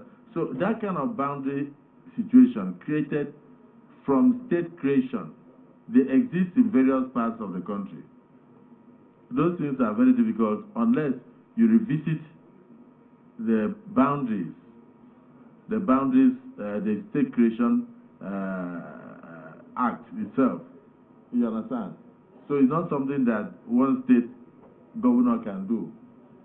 But as an Attorney General, what will be your advice? But you have more problems if we were to take you. We can't finish you in one day. Because, to be very honest, we would like continuous interaction with you, even after the appointment, assuming you become the Attorney General of the Federation, because the issues are legion. Just proceed, answer to just those two issues, where judges of coordinate jurisdictions give divergent put their judgment on the same matter. What would you advise? And then, of course, perennial crisis of boundary disputes caused as a result of state creation and not the faults of the states themselves. What would you do in those two regards? Bearing in mind that some of these states were created in 1967 and they have been existing, and we have had attorney generals. So don't say that state governors should have. It means that they have failed, and this is your turn. What will you do differently? Thank you, sir. I'll crave your indulgence to start from the second one, the second question on the issue of boundary dispute. I would say that this is not a legal matter. Rather, it is a political matter. I know that a number of factors influence the creation of states, local government, and all that. The chief among them are, one, the willingness of this community to live together. then socio-cultural togetherness. So if a wrong has been committed, I think it can be corrected by legislation. Yes. You can amend the Constitution if it is the Constitution. After all, you have amended about 4 or 5 times. This one we can collate where those things are. Ask those people, where do you want to be? Where they are going? Will you accept them? Are you ready to accept them? I don't think there is, as far as I'm concerned with respect, it's not a legal matter. Or if it is if law is involved, I'll say it's a political legal matter. You make up your mind as to what you do and fashion the Constitution along that line. 1. Number 2, in respect of conflicting judgment or decisions, it is unfortunate. We cannot close our eyes or deny that these exist. But I know that as far as the courts are concerned, they have been making efforts to, nip this in the bud. For instance, if you approach the Federal High Court today or High Court of Federal Capital Territory, you have to sign a document saying, I have not, filed any other actions, even similar to this, anywhere. If you, otherwise, your case will be struck out, will be dismissed. But this forum shopping, I know is still there. 3 people are involved. 1, the judge. 2, the lawyer, and the litigant. But you discover that most of the cases are political cases. They are political cases. Very few are non-political cases. On the part of the lawyers involved, I know that the long arm of the law, through the Legal Practitioners Disciplinary Committee, the body of benchers, will catch up with them if appropriate reports are made or they are brought to the attention of these authorities. For the litigants, well, there's very little we can do, but they can also be sanctioned. I will advise that 1, we make full disclosure when we are approaching the lawyer to file a case. Because the lawyer is not a wizard, he's not a witch. He won't know whether any judgment, any action has been commenced elsewhere. But by and large, I think we need proper reporting system of court judgments, especially where you have Federal High Court. We can, I think that can be sorted out, bringing it to the attention of the judge where it is known. It is not only here. For instance, there was a matter, well, let me avoid, because it's one of the matters that are sub judice. We know that it happens, it's occurring. How do we do it? Everybody has to call in more ourselves to order. For the lawyers, I have mentioned that the power of discipline of the Legal Practitioners Disciplinary Committee will catch up. The judge can also make recommendations towards the discipline of the judge. They are also of the lawyers. Then for the judge, the NJC will issue its power of discipline. But what we discover is that when this type of case comes up, the man who reported will now come when it is time to hear the matter and say that he's withdrawing his action. And if a man says he's withdrawing his complaint, there is very little for anybody to do in the circumstances. So these are my takes on the issues. But for the Attorney General, his interaction with the National Assembly, with the judiciary is continuous.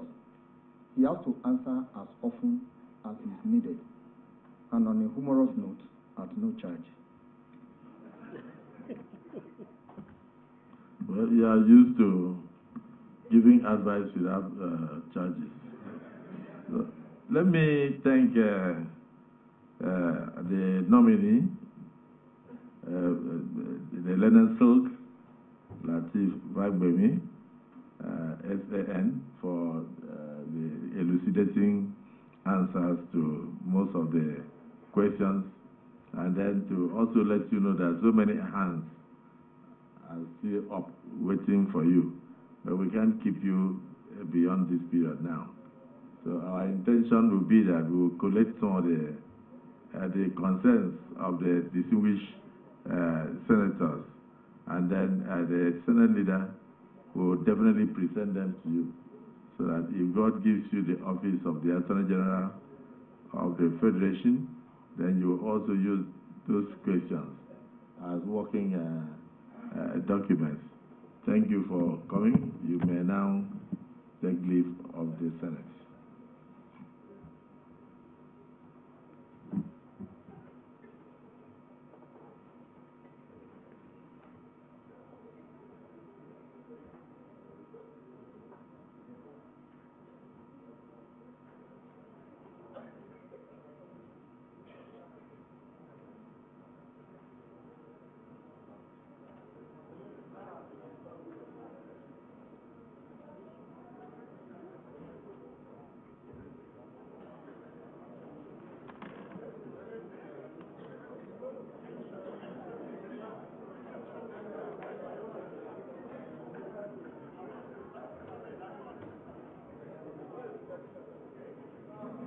The Senate is still in session, so our guests can leave quietly.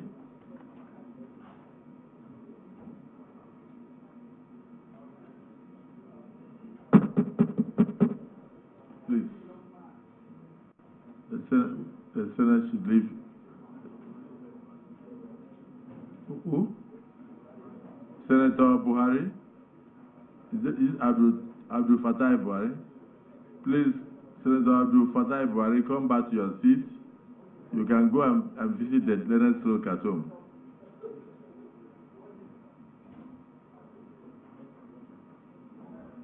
Next nominee, please.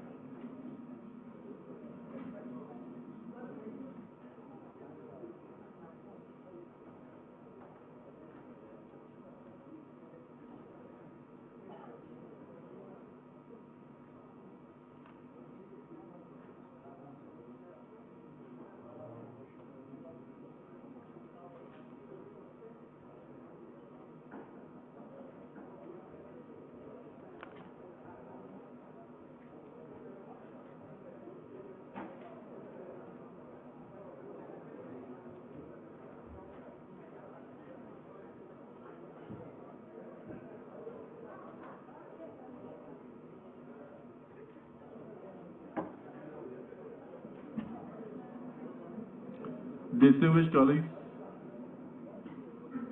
before us is Professor Ali Patel. Prof, you were long awaited. We've seen your resume, so we'd like you to give us a summarized version of your resume and add anything that you think you would like the Nigerian public and this hallowed chamber to know about you. The floor is yours. Thank you. Your Excellency, the President of the Senate, Your Excellency, the Deputy Senate President, leadership of the Senate, distinguished senators in these hallowed chambers,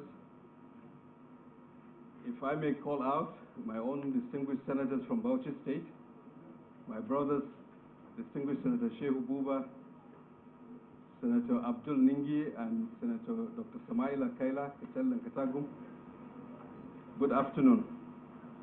It is with all humility that I stand before you this afternoon as a nominee to be minister in the Federal Executive Council. My name is Muhammad Ali Pate, and I was born on September 6, 1968. I'm very grateful that His Excellency, the President of the Federal Republic of Nigeria, President Bola Ahmed Tinubu, graciously invited me and nominated me to be considered by this chamber for confirmation. It's a high honor that I'll be forever grateful to him for. I come from the village of Mainari in Misau local government area of Bauchi State. I attended my primary school at the Bakaro Primary School in Bauchi local government. And 73 to 79, I went on to Barea College Zaria from 1979 to 1984 for my secondary education. In 1984, I went to Ahmadu Bello University to do my advanced levels and then went on to medical school. I graduated from Ahmadu Bello University with my medical doctor degrees in 1990. After housemanship and National Youth Service, I went back to the Ahmadu Bello University Teaching Hospital as an assistant lecturer. I was very honored to have been recruited to work for the British Medical Research Council laboratories in the Gambia, where I started my international health career in February 1993. So it's 30 years now in international public health career. With the Medical Research Council, we did work on malaria, on malnutrition, on many other childhood diseases in those days. I went on to the United States to specialize in internal medicine and subsequently subspecialized in infectious diseases and was board certified by the American Board of Internal Medicine and Infectious Diseases as a physician who was also licensed in the United States. I studied health systems and pivoted to the World Bank as a development professional in 2000. At the World Bank, as a young professional at the World Bank and public health specialist, I worked in Eastern and Southern Africa on health reforms, HIV/AIDS, several countries in the region. I also worked in the District of Columbia in their own health reforms in the United States, seconded by the World Bank. I moved on to be senior health specialist and human development sector coordinator in the East Asia and Pacific region of the World Bank, where I was responsible for Papua New Guinea, Timor-Leste, Solomon Island, and many Pacific Island countries, based in Sydney, but covering the region. In 2008, I was acting sector manager for health and nutrition and population in the East Asia Pacific, when the late President Umar Musa Yar'Adua, God bless his soul, invited me to come home and serve. I did not hesitate to come back and serve. I came on to be the Chief Executive of the National Primary Healthcare Development Agency, and that was the beginning of a 5-year journey in the federal government. After 3 years, I was asked by His Excellency President Goodluck Ebele Jonathan to serve in his government, which I did. And in the 5 years that I served in government, we contributed, along with several faces that I see here and outside in this country, important things for this country. Polio was a major challenge globally, and Nigeria was at the heart of it. With all of you, with several other state governors, we were able to deal with decisively. We improved immunization. We developed the midwifery service scheme, developed a community health worker program, started to revitalize primary health care. And President Jonathan asked me to be his nominee as the Minister of State in the Federal Ministry of Health. And this hallowed chambers confirmed me in July of 2011. I served until 2013, when I completed all that I had promised my president at that time, and moved on to teach comparative health systems at the Duke University Global Health Institute in Durham, North Carolina in 2013. I did that for 2 years until I became the Chief Executive Officer of Big Win Philanthropy, which is a UK and US-based philanthropy that was helping leaders in the continent of Africa who were interested in investing in human capital, who were interested in investing for the long-term growth of their countries. Following that state of work, in July 2019, I was honored that the Harvard University assessed me and endowed a chair, the Julio Frank Chair Professorship in the Practice of Public Health Leadership in Boston. and took the unprecedented step of seconding me to serve as the Global Director for Health, Nutrition and Population at the World Bank. I was Director of the Global Financing Facility through the period of the initial stages of the COVID-19 pandemic, and we contributed to several countries. Most recently, I was elected member of the American Academy of Arts and Sciences, and in fact, I was due to start my role as Chief Executive Officer of the Global Alliance for Vaccines Initiative in Geneva, Switzerland, tomorrow, August 3rd. His Excellency, President Bola Ahmed Tinubu, I think has inspired this country. I think there is an opportunity to renew hope, to heal the country, to unite it, and to inspire it. When asked to come and contribute in my own country, I accepted, and I'm very grateful that you are giving me this privilege of standing before you. As a person, I've been married for the last 28 years to a wonderful woman who has been very tolerant of me, and we have 6 children, 4 girls and 2 boys. And the community that I come from has been very gracious in naming me the Chigari of Misau, which is my traditional title in my own village, and the Anya of Ibi in Taraba State, in addition to other community leadership roles that I have had. I've also supported an organization that is a grassroots-based organization in this country for the last 8 years. It's operating in 19 states and the Federal Capital Territory, and it works with frontline community leaders. We've got 70,000 of them that have been fed through this organization that I have been supporting over time. So, Your Excellency, Mr. President, I'm here, humbly, standing before you, and ready to answer any questions that may be raised by members of this chamber. Thank you very much. Distinguished Senator Abdul Dingi, on behalf of the good people of Bauchi State.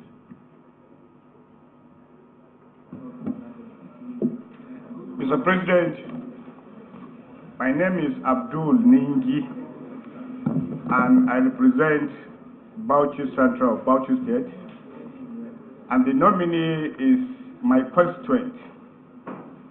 Mr. President, I have known the nominee all his life. I school in Misau, where he comes from, and his father was actually the reason why I studied in ABU Zaria.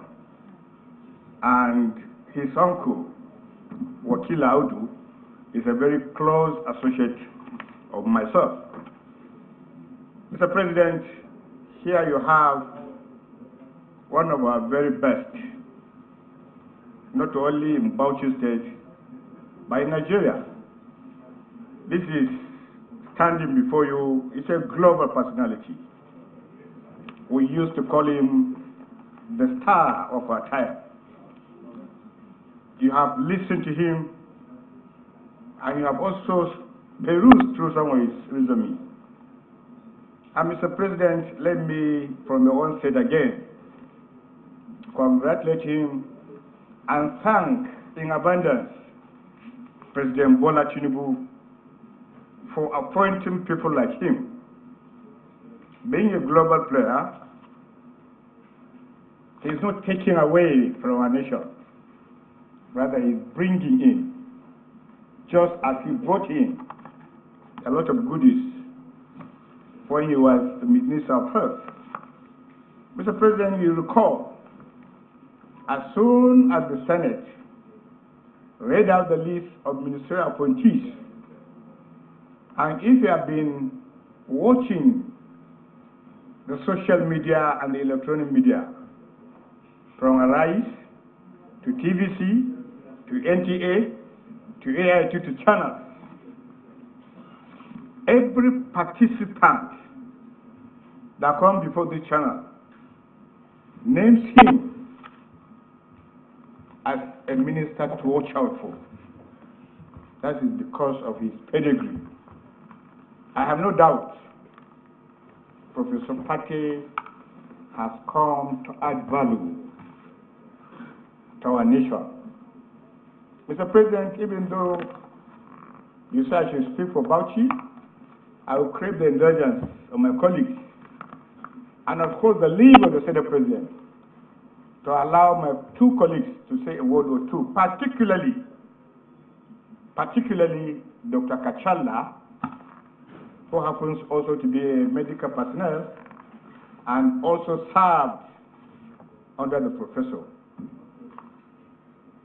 Distinguished senators, here you have a brother, somebody that can be relied upon to deliver democratic dividends, most especially in health. We are backward, but his dream all the time is to see that Nigeria belongs to the Community of Nations that will one day serve all our health requirements here, not to travel outside.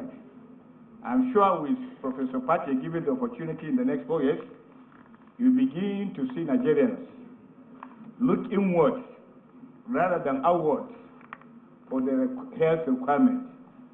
Gentlemen, Professor Ali Pate for you. Thank you. Dr. Kachala.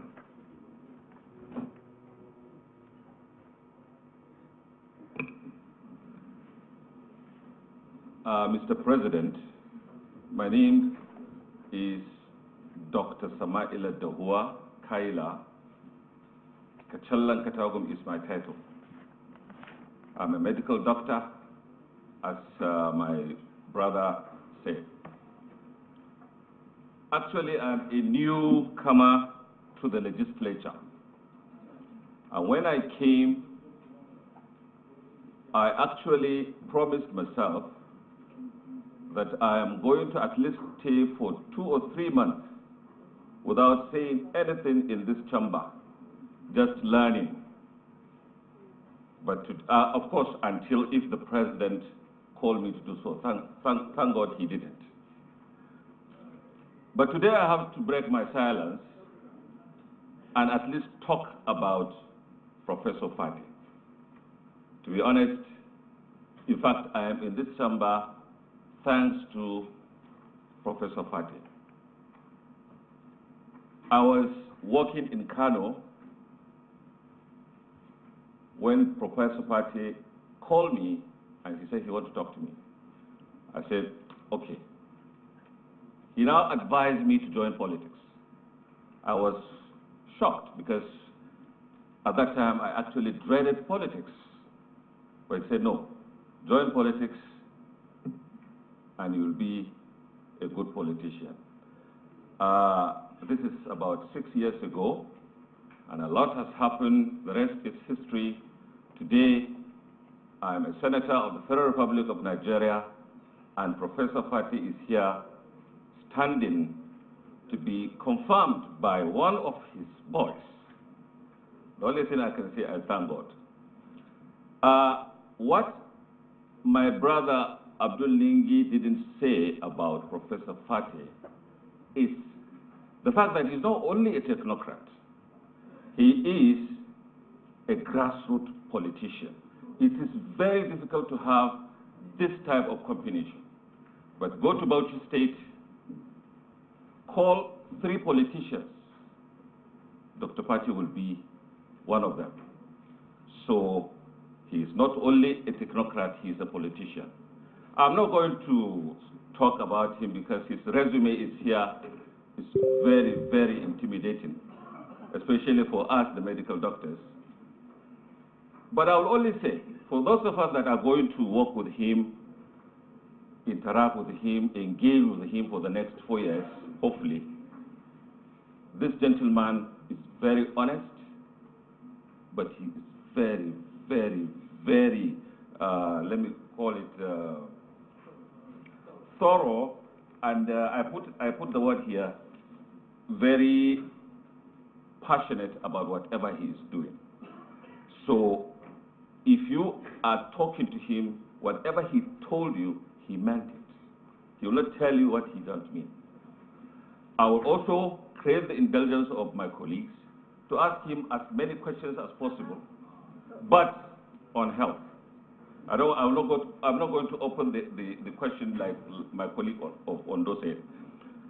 Because of that, I have a question. I will open the floor with my first question. Before joining Senate, I was the Commissioner of Health in Bauchi State. And one of the things that I found is the heavy, let me call it, over-dependence on donations and donors in our health systems, especially the immunization side. We heavily depend on donors. You remove World Health Organization, you remove USAID, you remove Dangote and Bill Melinda Gates Foundation, there will be no immunization in Nigeria. This is a fact. If given the opportunity to serve as Minister of Health, what are you going to do to transition Nigeria from a dependent on donor to a more domestic financing of our childhood immunizations? Bearing in mind that health does not even come under exclusive list of our legislation. In fact, it's not even in the concurrent list. I think it came, if I'm not mistaken, it came in the residual.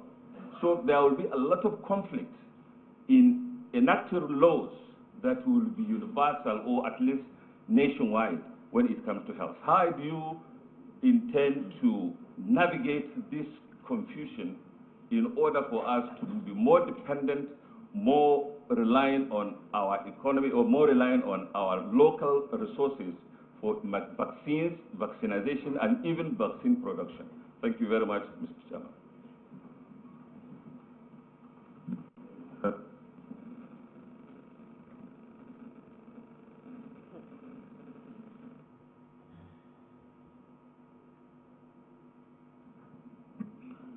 The distinguished Senator Jibrin. Your Excellency, the President of the Senate, my distinguished colleagues, I am Issa Jibrin, representing the very good people of Kogi East. First, I want to congratulate the Prof for this nomination, very well deserved. I'm happy that the Prof served under President Yaradua, because the issue that I want to bring up has to do with one of the projects that was initiated by the wife of the president then, but has since remained abandoned. The cancer project along the airport road, Abuja. I know you are very much aware of that project. You know the havoc that cancer has wreaked on so many families in Nigeria, especially within the women fold. Especially among the women fold. Okay? Yeah, among the women fold. So what I'm saying is this. Why has that project been abandoned? That project, so many corporate bodies, including where I was working, I was an executive director at AfriBank then, and we contributed 2 billion, okay, as part of our corporate social responsibility to that project. We paid the money, okay, and that project has remained abandoned. I'm also happy that the minister for FCT then, well, just hold it, sir. Just hold it, sir.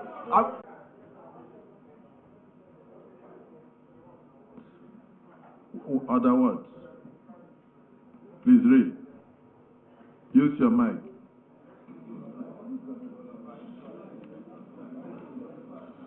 Order 55, the senator should confine himself to the issue relevant for discussion. Mr. President, Professor Ali Pati is not responsible for the building and equipping of the cancer center.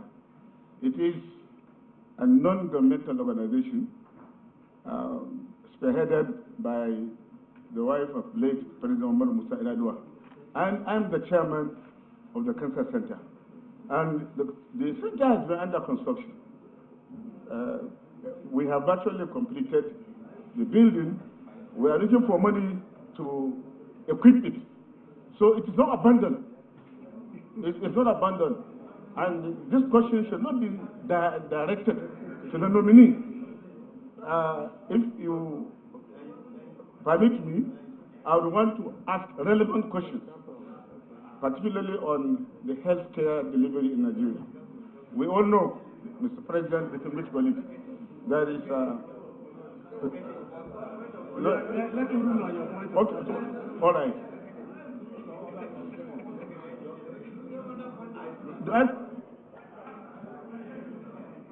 The point of order is sustained. Now, let me just say something. If we want to talk about healthcare now, I will also have a lot of questions. For instance, I have, under my tenure as the governor, built the best general hospital in West Africa.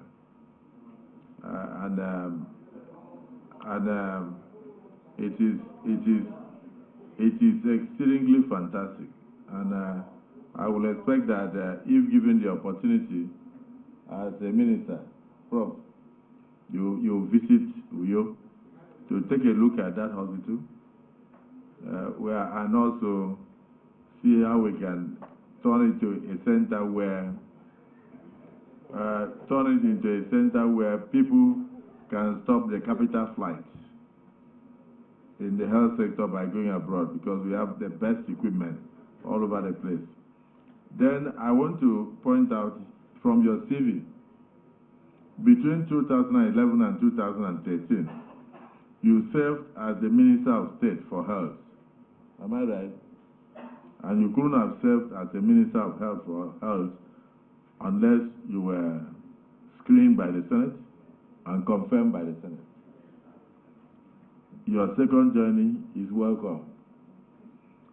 Answer the only question posed to you, and because your screening still stands, if there's anything you've learned new since you resigned as the Minister of Health, mention it to the Senate, and thereafter you take a bow.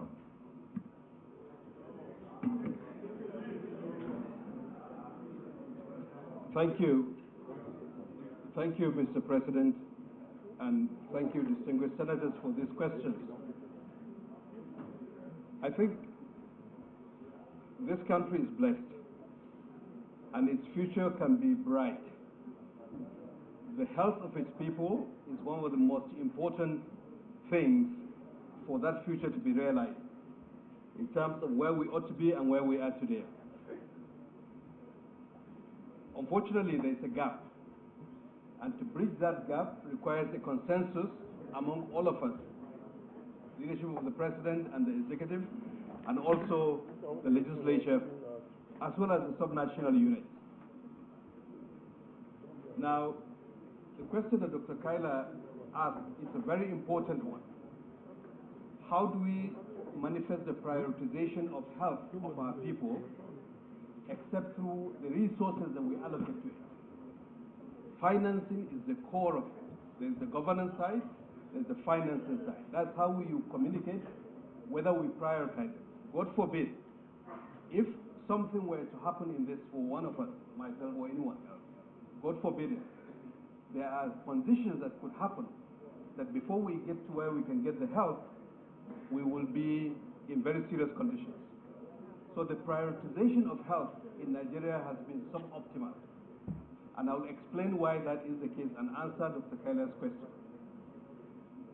The total government expenditure on health is about $12 to $14 per person, with huge variation. Out-of-pocket spending is huge portion of the total health expenditure, about $54 per person. So in Nigeria, much of the spending on health is from families and out-of-pocket. And government puts $12 to $14 per person, which is roughly, if you add it up, about 1% of GDP. How does it compare to other places? Niger, our next door neighbors, have less resources than us, but they allocate more than double what we allocate in terms of their health spending relative to their GDP. That is indication of the prioritization. Same thing with a country like Ghana. Ghana similarly does that. The point that I'm trying to make is that domestic financing represents the prioritization that we give to health. But we are not spending enough, perhaps because the revenue is limited, but even within the limited revenue, there is room to increase the allocation for health. The domestic financing that Dr. Kyla mentioned.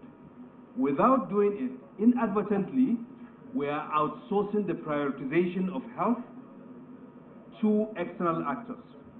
So it's important that we work, not only the federal government, Ministry of Finance, Planning, Health, but also the subnational level and the legislature that appropriates these resources to safeguard the financing of essential things like vaccines. We're having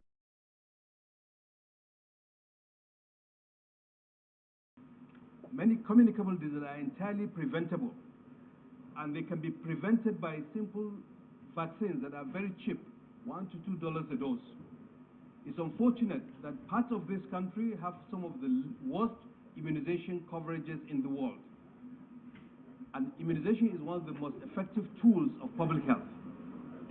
So, Mr. President, I'm pleading that going forward under the renewal agenda of His Excellency, Mr. President, that we prioritize investment in health and investment in the things that can prevent diseases, that can protect our children who are the future of this country.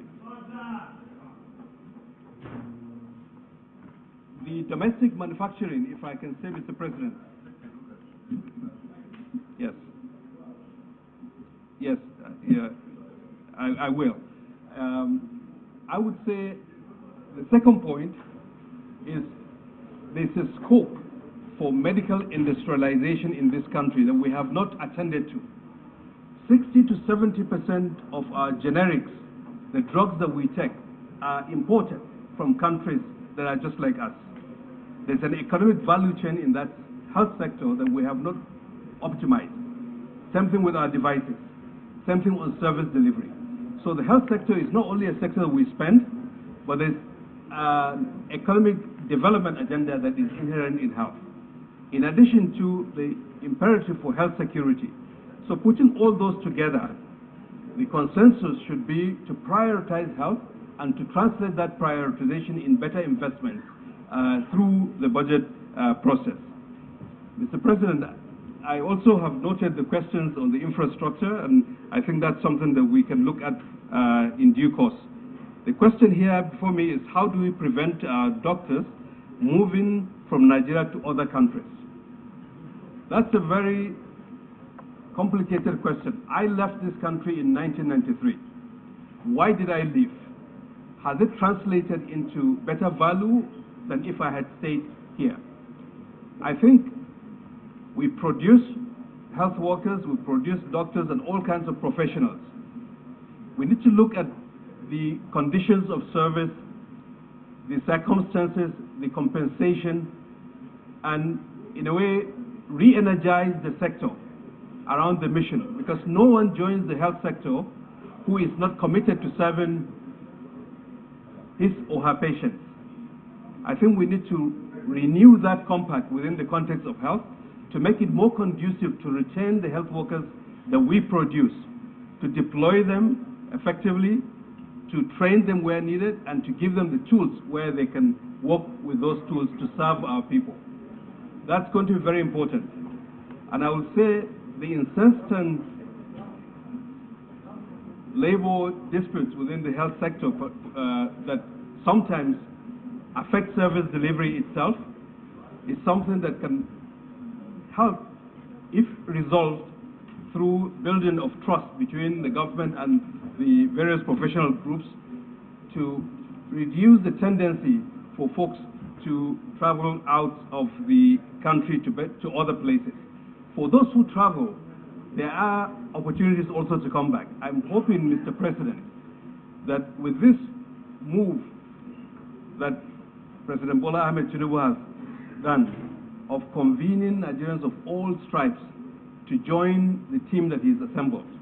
That will restore confidence and give hope that even folks that are outside the country will consider coming back to see how they can contribute. I made that choice with my eyes very wide open, but this is our country. So for those who have left, I will say next to service to God is service to country. So if the opportunity comes, even those who have left should find ways to contribute, and this country's health system will get better. On Gavi, how can Nigeria benefit more from Gavi and vaccine production? So Gavi, which is the entity that I would have served from tomorrow, is the largest global fund for health. It has $27 billion in terms of the fund it's raised, but also donations. It's based in Geneva, Switzerland, and over the last few years, it's invested at least $1 billion in Nigeria's health. For much of the vaccines that are provided in Nigeria, it is contributing and subsidizing the cost of the vaccines, just as it has for many other countries in the world, and during COVID supported 142 countries. That is the organization that I would have started as CEO tomorrow. Now, the production of vaccines is something that a country ought to decide. India is the pharmacy capital of the world. It didn't happen by accident. Indian government, Indian entrepreneurs, technology scientists, regulatory scientists came together and made that possible. We have a population of 240 million. If we start on the path of medical industrialization and say simple things like generics, 70% of them are imported, that we want to produce them here. How can we have the policy, regulatory, and financing structure so that we encourage that domestic production? 90% or more of our medical devices are imported. How can we organize our economic sector in health so that we produce it here? We create jobs, we return our foreign. If we start on that path and build our regulatory capacity based on what entities like NAFDAC are doing, it is very possible that we can move fast in the arena of other biologicals. Vaccines are one. There are countries in the continent that are planning to produce vaccines. Rwanda, Senegal. They are producing vaccines. If we don't act, it's to produce to sell to us. And we can go beyond the vaccines that are already in place, the cheaper vaccines, and go towards more advanced vaccines like cancer vaccines. Those are arenas that we can look forward, given the size of our economy, given the resources that God has imbued this country, and the leadership of our president, to see how we can invest on that path so that we will be more secure in the supplies that we get for our health and get the economic dividend from that investment. Mr. President, I will answer the question on cancer a bit from another angle. The infrastructural bit, cancer, we lose about 600,000 people from non-communicable diseases. We talk about infectious diseases, which are vaccine preventable. There are many other diseases that are non-communicable. Cancers are one of them, hypertension, diabetes, stroke, and others. Now, there are vaccines that can prevent some types of cancer. The hepatitis B vaccine. The hepatitis vaccines can prevent cancer. In effect, they prevent an infection that can cause cancer. The human papillomavirus vaccine for adults and girls prevents a viral infection that can lead to cancer, cervical cancer in women. And we have a large burden of cervical cancer, particularly in this country, and our women bear the brunt of it. Dealing with cancer, there's a preventive side, in addition to screening, but also the vaccination. There is a vaccine which is available in most other countries. And thankfully, in the next few months, Nigeria will get ready. We'll have the human papillomavirus vaccine, and Gavi is supporting that in this country. It's my hope that the consensus, including with the legislature, would educate our population to understand the value of preventing a disease before it happens, a disease that is lethal, like cervical cancer, and that once it's available, it's subsidized, that in fact it can be, just like several other vaccines. But in the future, with the technology of vaccine production, the mRNA vaccines, cancer vaccines will become a reality. And I am pleased to say, Mr. President, that we are confident that under the leadership of the President, Nigeria will be a hub for health, not only for our country, but also on the continent. Because what happens here has ramifications. We can supply our neighbors, we can supply rest of the continent as well. So the time is getting there when development, at least in health, we need to own it. We should be responsible for the health of our people.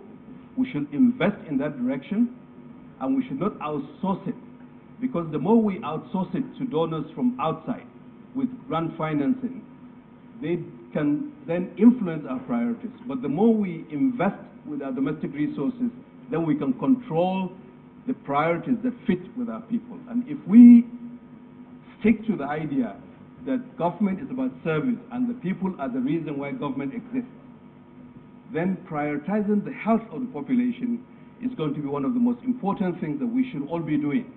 Because as it is, we have one of the lowest life expectancies, we are 2.4% of the world's population, almost a quarter of global maternal mortality, a fifth of child mortality, and the largest number of unimmunized children in the world. This is not a statistic that is hidden, it's out there, and we have what it takes to use what we have and spend it better and make sure that, in fact, we address this most basic thing to prevent diseases that can be prevented and to produce health. And there will be benefit because the trust of the population will be enhanced if the minimum they are able to get something that will help them. The human capital of this country can be preserved because health is not only a byproduct of development, it can be a consequence of development. If you have a healthy population, they will be more productive. And if you are more productive, you can invest more in health. And there's an economic imperative. Of course, there's a political dividend that Mr. President has also alluded to. So I would, Mr. President, stop here and happy to answer any additional question there may be.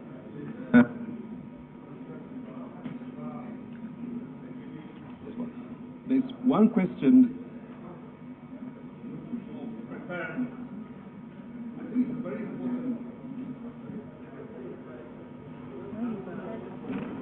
On the microphone.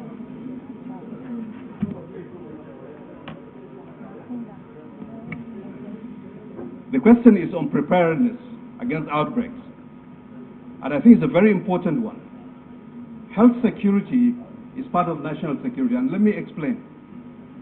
I was leading the World Bank's global practice on health when COVID hit. We saw a small virus came from Wuhan, affected just a tiny fraction of the world's population, an infectious disease, but it grounded the world's economy. Every country was affected, even those who were not infected. So from a health issue, you have an economic catastrophe that many countries are still struggling to recover. We had seen that with Ebola. So there's a direct linkage between health security and economic security and national security. But how do we prepare? And in the era of risks, climate, flooding, displacement, conflict, migration, how do we prepare? We are not as prepared.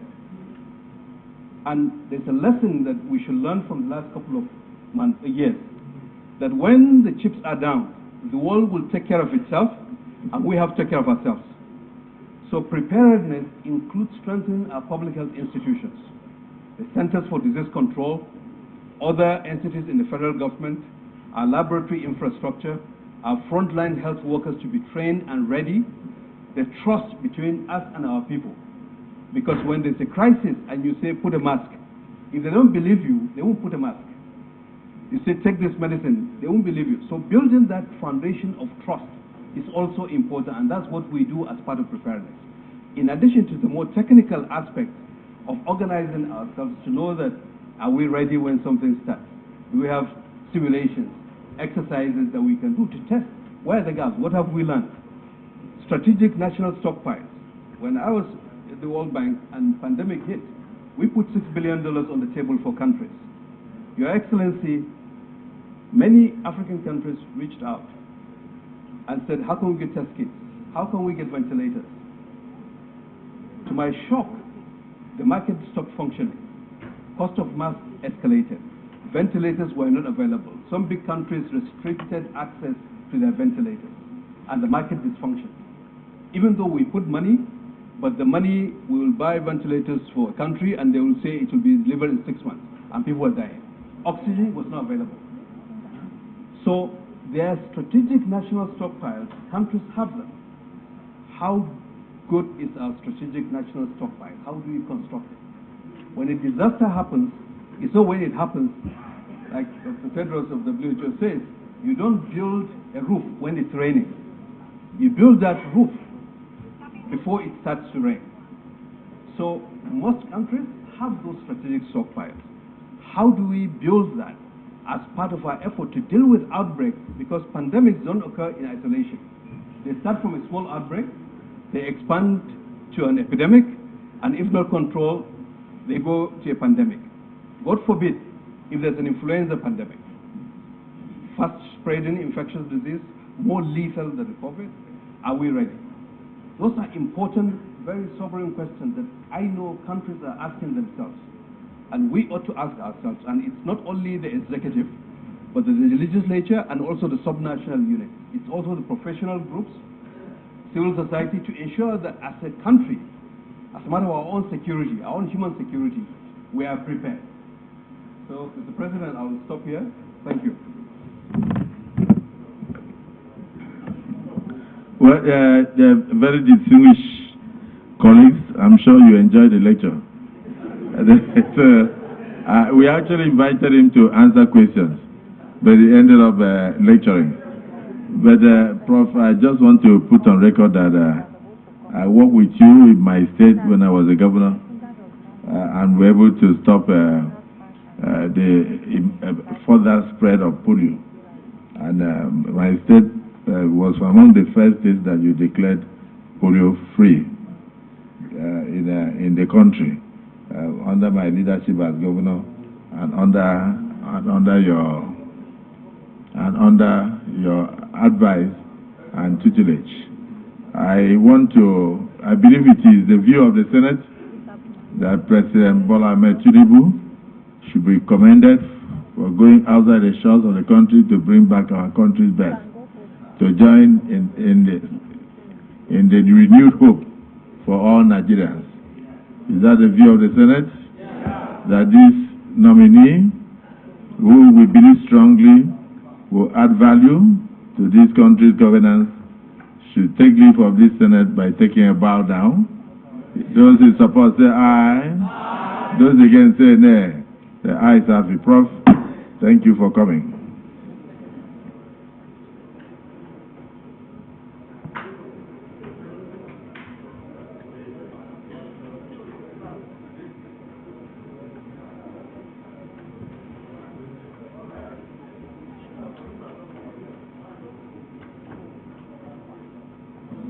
Distinguished colleagues, just the last nominee for today, and then we revert to plenary shortly. So be patient with me.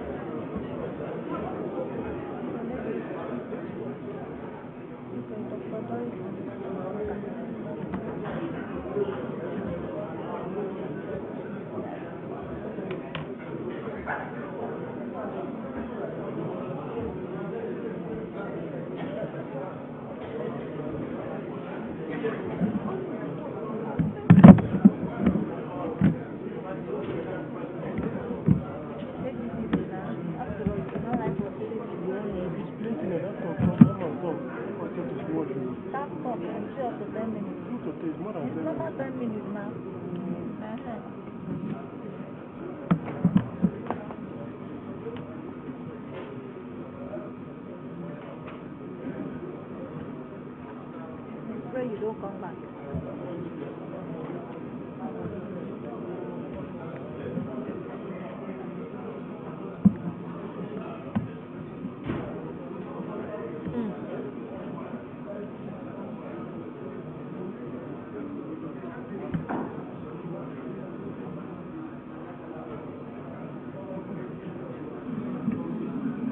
Distinguished colleagues, the nominee before us is Dr. Doris Anita Uzoko from Imo State.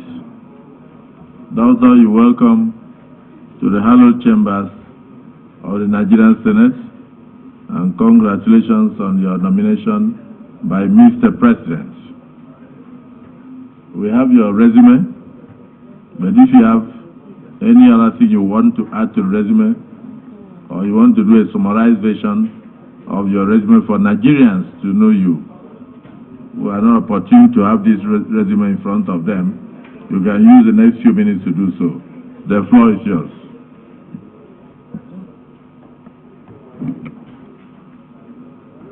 Thank you, Senate President. Thank you, the Deputy Senate President. Thank you, Senate President. Thank you, Deputy Senate President and Principal Senators here, as well as the distinguished senators here. Thank you for welcoming me into this hallowed chamber.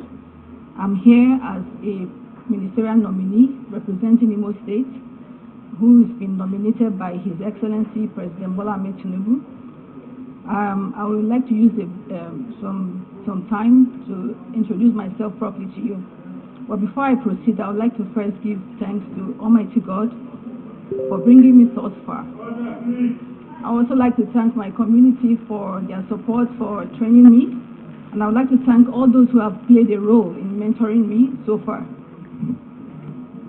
So I want to thank my governor, Senator Hope Uzodimma.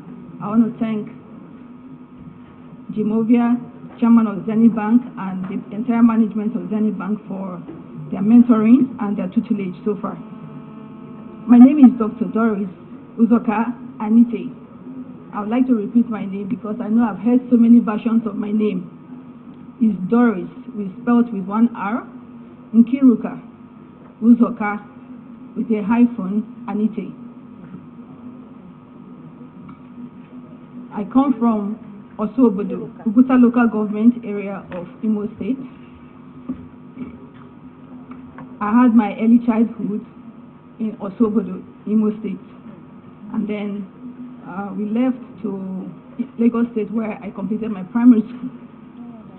I also had my secondary education in Lagos State and finally went to the University of Benin where I obtained my Bachelor of Medicine and Bachelor of Surgery. I'm a medical doctor. Shortly afterwards, after graduation, I served as a houseman in a co-hospital, Lagos State. Then I also did my youth service in Lagos State under redeployment from Ebonyi State. I served in Barowa Primary Health Center in Lagos State, Surulere local government. Afterwards, I did a short medical service at Providence Hospital before pivoting my career into banking. I started and ended my banking career in Zenith Bank. My first appointment in Zenith Bank was to set up the Zenith Philanthropy and External Relations Department. I was a assistant banking officer. The responsibilities I held then as an assistant banking officer who was setting up the Zenith Philanthropy Department was to establish my mic is on, but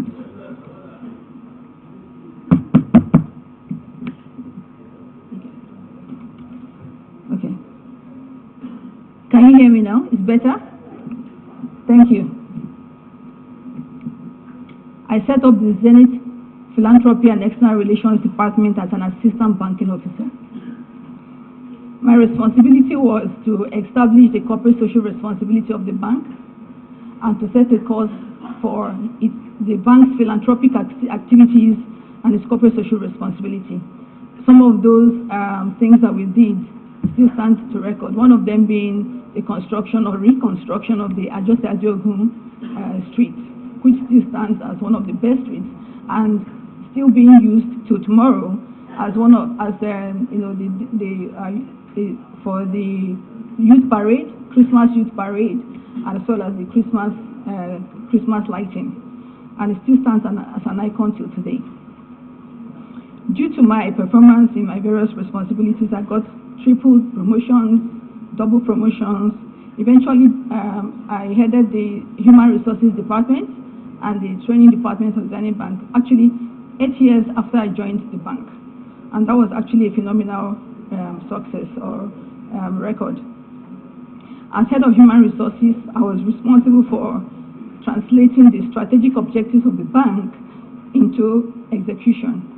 And then I was asked to ensure that we quadrupled the profitability of the bank, and then I identified that human resources was the best or the most valuable asset any company could have, or any nation. So using my recruitment skills, because I first headed the recruitment department, we identified and identified very qualified personnel, hired them, trained them, equipped them with the skills they needed, and deployed them to areas where their skills met their competencies. And we can see the growth translate into the profitability of Zenith Bank today. Under my watch, we grew Zenith Bank from 80 branches to 400 branches. And we also quadrupled the performance of the bank in its balance sheet size. Afterwards, I was redeployed to Treasury Department. I started my career in Treasury Department as a bond trader, head of bonds trading. Then I moved on to currency trading. Then afterwards, I became the head trader for the bank. And I set up the Zenith Sales Department, as well as the Financial Institutions Department. Shortly afterwards, I was promoted to become the group head of Treasury. As a group head of Treasury, I was responsible for the balance sheet management of the bank. I was responsible for balance sheet management of the bank across all its subsidiaries, and this also included its foreign currency liability and assets and liability. I also was responsible for the revenue growth of the bank, and under me, we recorded year-on-year growth of over 36%. I was also the chief investment officer of the bank. And most of the investment, you can see some of the activities or my contribution to the growth of the bank. I work with a team of highly qualified individuals, some of whom also benefited from my own direct tutelage and mentorship.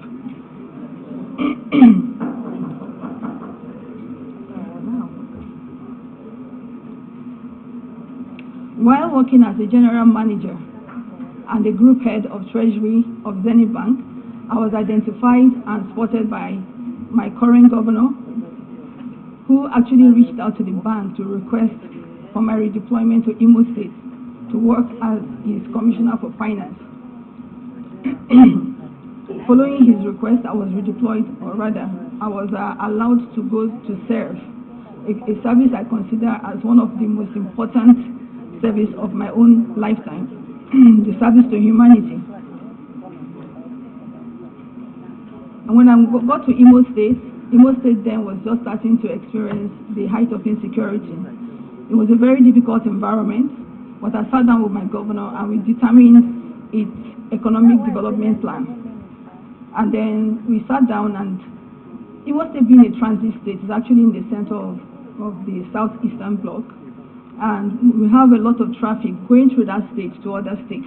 And so it was very central to the economic activities and the commercial activities of that region. So we identified that construction of road was one of the most important things that we needed to do. And I can tell you, then with very sparse resources, we decided to, we went on to construct to today over 37 roads. And then Apart from that, as a coordinating commissioner for the state as well, I undertook a lot of responsibilities, including strategic financial management, where I prioritized economic development, certain activities that was going to turn around the economy of the state. Infrastructural growth and development. I focused on industry and trade. A lot of those things are my accomplishments are in my CV. I'm already getting signals to round up. At this point, I would like to just talk about briefly what I do currently. Though I still am the Commissioner of Finance for Imo State, I've worked in several committees in this present government, starting with the Policy Advisory Council, where we developed and formulated a roadmap for the current administration, to the Presidential Strategy Team, where we came up with strategies to mitigate or to cushion the effect of the first subsidy removal, to the Presidential Food Security Council, where I currently work as the Secretary, developing the food security strategies for the country, as well as the Presidential Economic Team, where we're working currently to solve the FX crisis in the country. That's in summary what I have done. Thank you, distinguished senators. Thank you. Let me now yield the floor to Senator Azukwa Ikpeyon.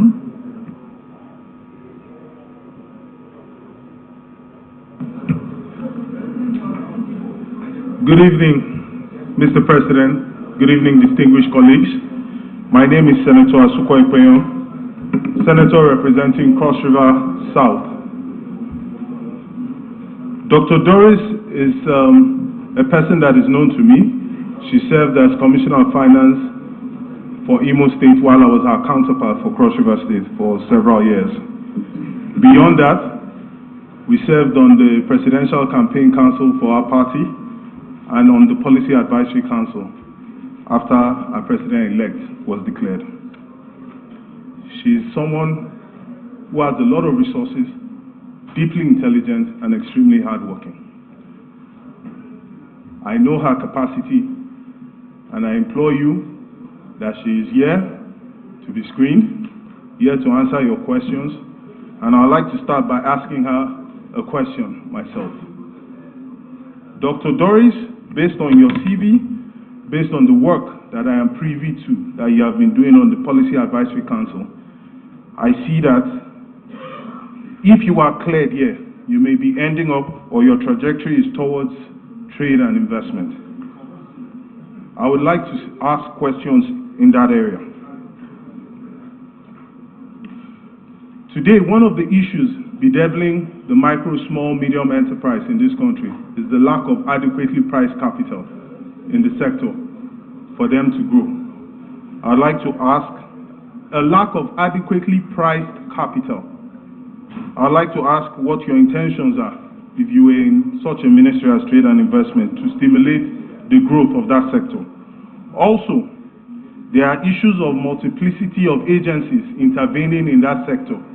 How do you intend to eliminate that duplication and streamline the interventions from agencies such as Sweden, Bank of Industry, Nexium, NEPC, etc.?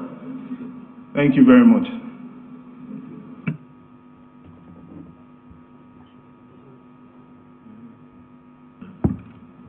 Senator Ndubweze.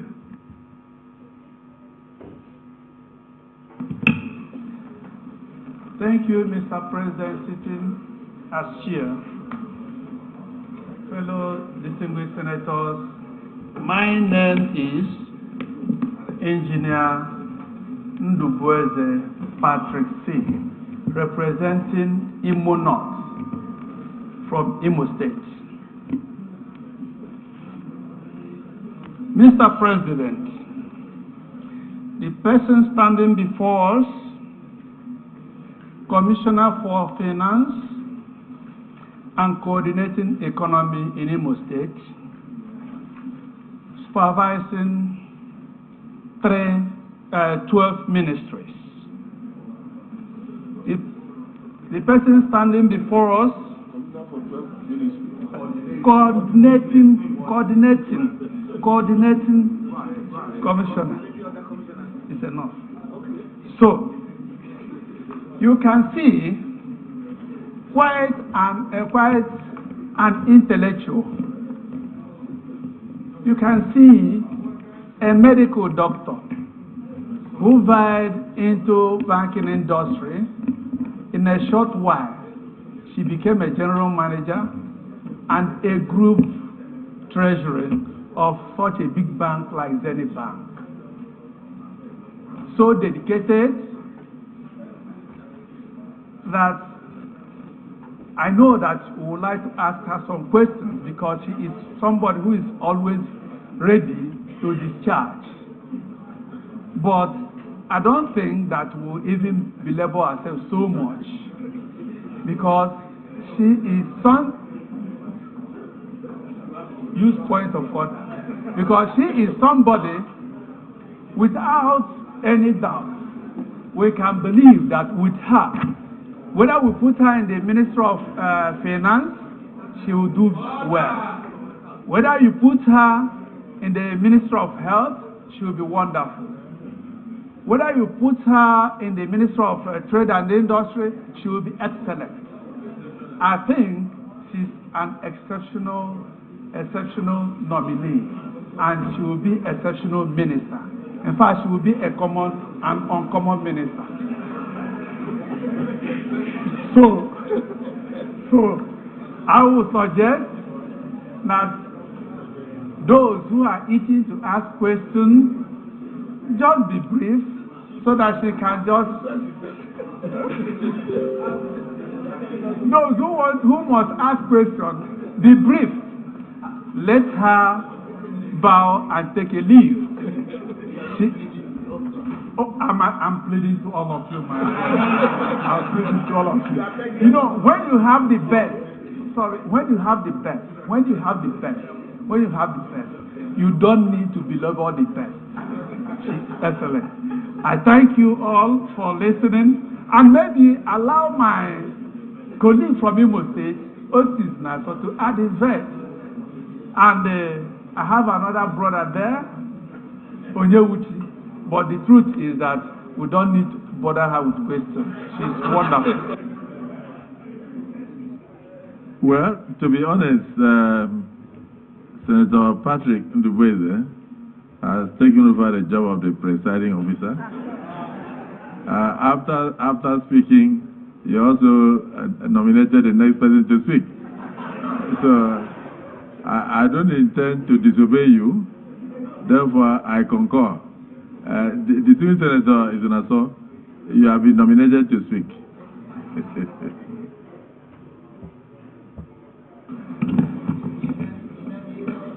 Mr. President, sitting as chair, my distinguished colleagues, my name is Senator Osita Naso from Imo West. Mr. Chair, the nominee before us, Dr. Mrs. Doris Uzoka Anietem, is one of our best and brightest in the banking and finance sector, spanning over 2 decades. Mr. President, this multi-talented, cross-functional, managerial, with heavy managerial ability, has a lot of experience in both IT, treasury, human resource management, etc., etc. Mr. President, we can attest to the fact that since she came to Imo State as the Commissioner for Finance and Coordinating Economy, the Imo State IGR have moved from point A to point B, and Imo lives are very happy with that. Mr. President, I do not think that we are going to overlabor her this afternoon with plenty of questions, because we all know that she's very capable. If you look at her resume, she's extremely capable. And I can look at the time, it's past 5.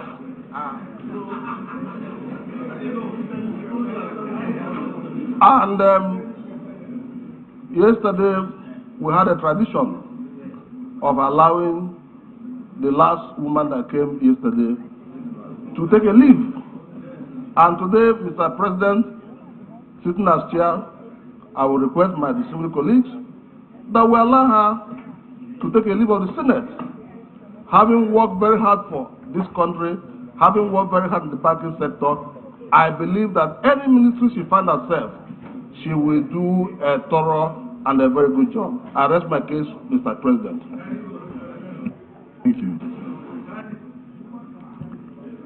Distinguished Senator Ezenwa. Thank you, Mr. President, distinguished colleagues. My name is Ezenwa Onyewuchi, and I represent Imo East Senatorial District.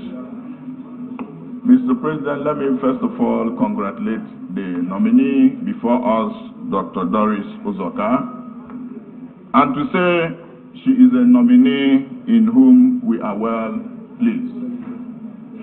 Mr. President, distinguished colleagues, the nominee before us is an astute professional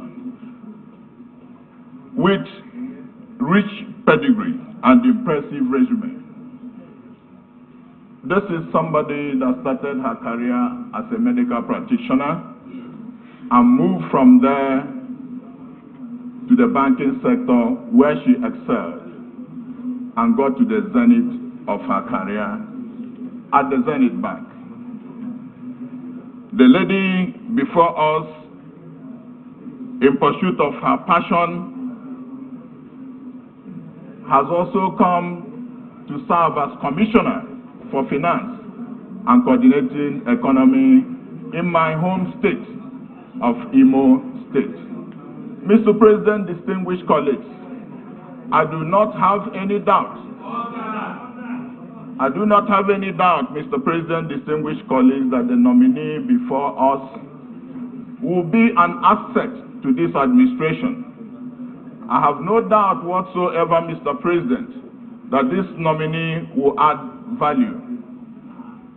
I therefore want my colleagues, and I urge you to give her expeditious confirmation to take up her responsibility in the Federal Executive Council.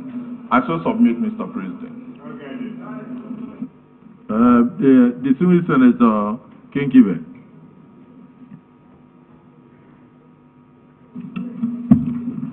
Mr. President, my distinguished colleagues, first and foremost, I'd like to congratulate the nominee.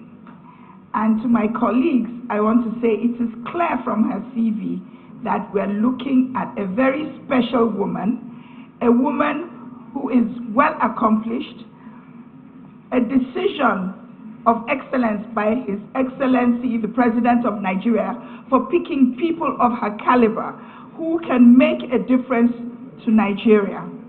And so I'm trying to tell my colleagues also that there's no need to label her. I'm sure that if we let her, she will be answering questions for the next 2 hours. But I know that as us senators, we do not want to be here for the next 2 hours. Since it is quite unnecessary, I think we should also let her take a bow and go, as we have done to all the other men and women of caliber that we have seen here in the last couple of days. Thank you. Distinguished Senator Orwell.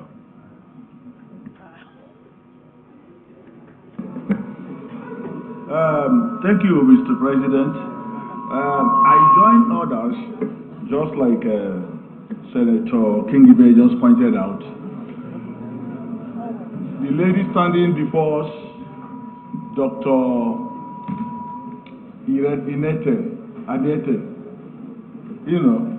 is from her CV, is an accomplished person, both in terms of intellectual acquisition and performance, practical, both in banks, medicine, and other functions that she has been asked to perform. So for me, I want to join others to say that we allow her, greet us, and go, so that we can look at other matters. She has done her matter by herself for her performance and her past achievements. Thank you, Mr. President.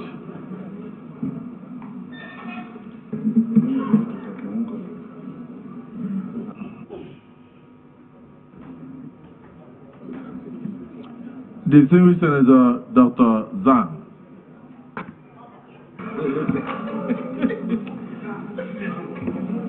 Your Excellency, the Senate President, distinguished colleagues, I am Dr. Titus Zam.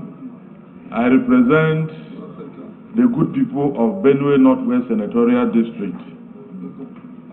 Mr. President, I have reason to ask a little question.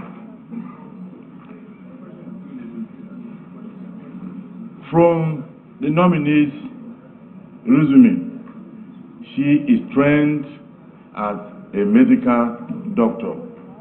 And people who have chosen medicine from experience are people that have passion for medical care. How come that this nominee has abandoned the medical profession to the banking sector? Thank you.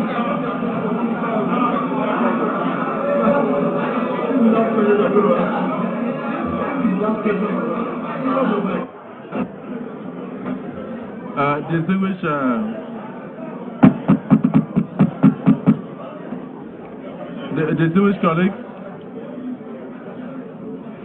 distinguished colleagues, that question is very relevant. That question is very relevant. And Dr. Zam, I would like to know that having spent over 6 years studying medicine, what made her to abandon medicine, to go into, so I'm sure she will be very happy to answer the question. Distinguished Senator Idiot, you have anything to ask? Because we have to be gender sensitive. Yes, Your Excellency. The Senate President, distinguished colleagues, my name is Idiat Oluroti Adebule. I represent the good people of Lagos West. Yes, the consensus is that you should take a leave of the Senate. But then, looking at your CV, and knowing fully well within me that you have the capacity and the capability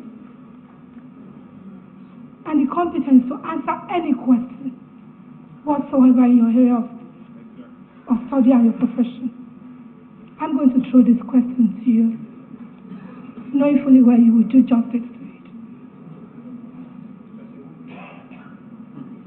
Peradventure, you are confirmed and you are assigned the Ministry of Trade and Investment. I would like to know, and I'd like you to take note of the fact that on the ease of doing business scale in Nigeria between 2011 to 2019, Nigeria is 131 of the 100 countries that signed up today to the ranking. May I ask you, if you have the opportunity, what strategy are you going to adopt to improve, to make Nigeria to improve on the ease of doing business ranking in the world? In Africa, we're 20, and I believe we can do better. Ghana is first Ghana is first in the ranking in the scale, but I think and I believe we can do better if we have somebody that is dedicated and ready to improve on what we have presently. Thank you.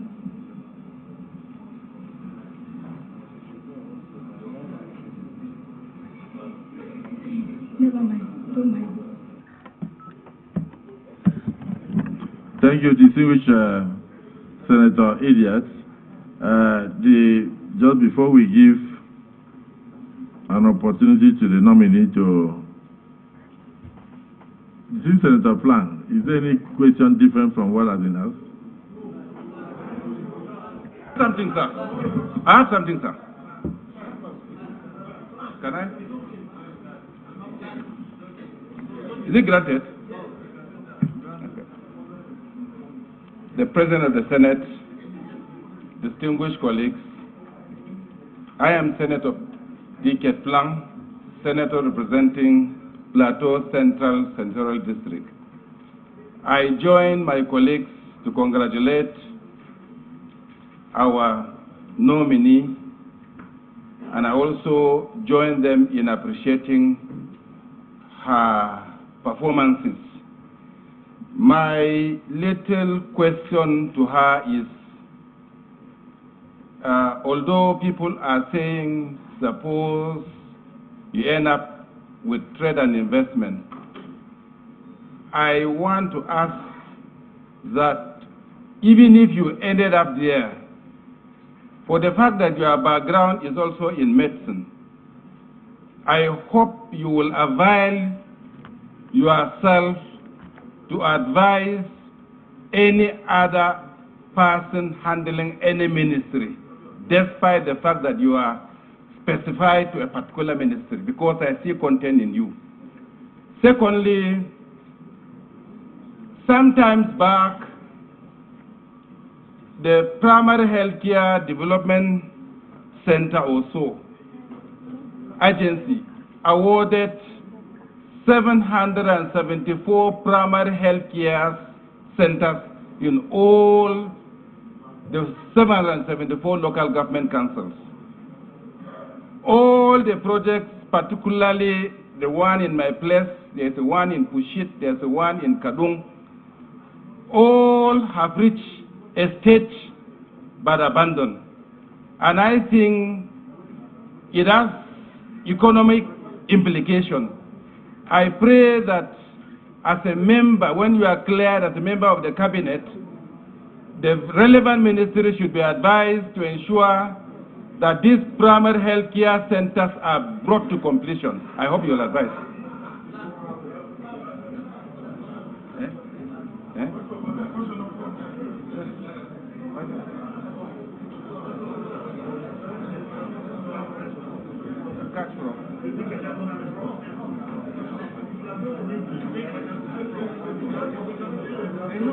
I was not giving chance now.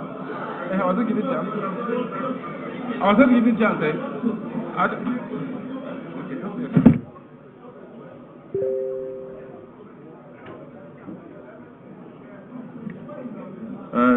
So, Dr. Karimi, are you still interested in point of order? No. Okay, I've just my question. Finally, is that she's going to answer everything we have asked her. But I don't think my CV is complete. My own paper, maybe because some pages are missing. I haven't seen anything about her family life. I didn't see anything about. I haven't seen anything about her family life. The name of her father, the mother, and the community. I've seen that she's from Oguta, but Oguta is maybe a local government. I'd like you to break it down so I know your family life and the name of your husband, and how many children and the rest of them, please. Yes. So, go ahead.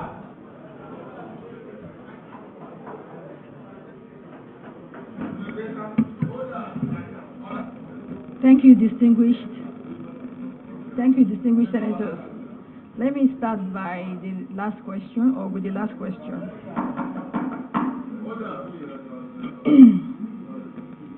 Okay, permit me to start with the question. We had agreed before we started, and we are keeping to it. Okay, so I was born to Mr. and Mrs. Uzoka. My grandfather's name is Ogene. Ogene means a title in Uguta. Ogene John Nnana Uzoka. And my mom is Mrs. Victoria Uzoka and Osobodo in Uguta 2. Osobodo Uguta 2 in Uguta local government area.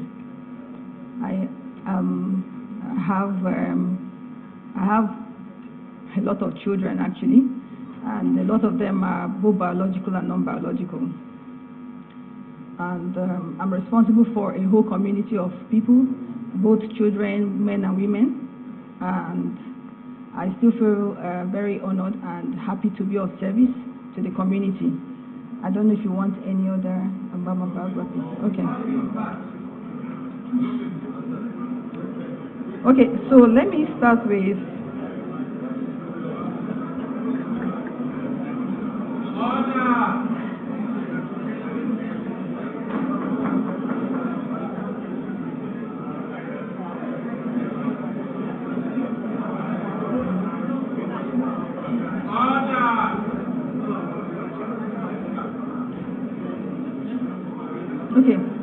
I think also the question about why I left medicine or why I switched from medicine. The question about why I switched from medicine is also related to my biography. Actually, for me, while I was a medical doctor, I did a lot of things. I did surgery, which requires a lot of precision and clarity about what you were doing, diagnosing diseases, profiling solutions, and also profiling, okay, the important ones. The remaining, okay, I think I will answer the primary health care one. I also agree with the distinguished senator that a lot of those projects have been abandoned. For example, in Imo State, we had to carry out the renovation of 305 primary health centers in the 305 wards. I was instrumental to that. I actually was the chairman that drove that renovation, and I agree with you. If I have the opportunity to contribute to the primary healthcare development agency, I would do that. Then the remaining two questions were around trade and investment. Thank you, distinguished colleagues, for suggesting a ministry. To date, I don't really know where I'm going, but permit me to say that if I had the opportunity to be in trade and investment, the first question refers to pricing of factors of production, and the second question was about making it easy for businesses to operate in the country. I agree that the country currently has this difficulty, or difficult business terrain. I saw that in banking, I saw that while I was a commissioner. A lot of these factors are actually within the responsibility of us here, the state government and the federal government. It's not just the responsibility of the Federal Ministry of Trade and Investment. I know that the Office of the Vice President is driving the ease of doing business, is driving the ease of doing business agenda, a project that's being sponsored by the World Bank. And this is to make trading or businesses, to facilitate easy business environment for businesses. There's a whole lot that can be done in easy businesses, and I think that will just dovetail into why the factors of production are very expensive. One, you look at land. If we improve the land reform of each state, because the businesses are within the states, the economy of this country is within the states, and that's the responsibility of the state governors. There should be a deliberate attempt to improve land reform, and most especially automate the process of owning land, owning property, landed properties, and using it for businesses. Currently, we know that if you buy land today and you're waiting for your CFO, it takes a long time. That has to be done. Secondly, the tax reform has to be done. I mean, a lot of governments should also, while the federal government is going on the tax reform and harmonizing taxes or multiplicity of taxes, I think the state governments also need to replicate the same. Then you come to provision of infrastructure, which is largely a responsibility of both the federal and the state government. While the state government is responsible for a lot of the infrastructure, the states need to also be deliberate about providing the right infrastructure to support their MSMEs within those states. Then people, we have to have deliberate effort, make a deliberate effort to have skilled people, skilled manpower in the right jobs, including improving our quality of education from primary to secondary to tertiary education, technical education. Okay, I'll round up very soon. to financing. Financing is actually the last thing. When you get your business processes right, financing is the last thing. And I think there are lots of intervention or financing intervention that can be provided to MSMEs to improve or to lessen the cost of doing business for them. When all of these are done,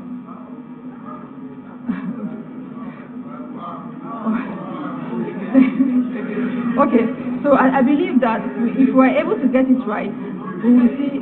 Okay, thank you, distinguished senators. Thank you.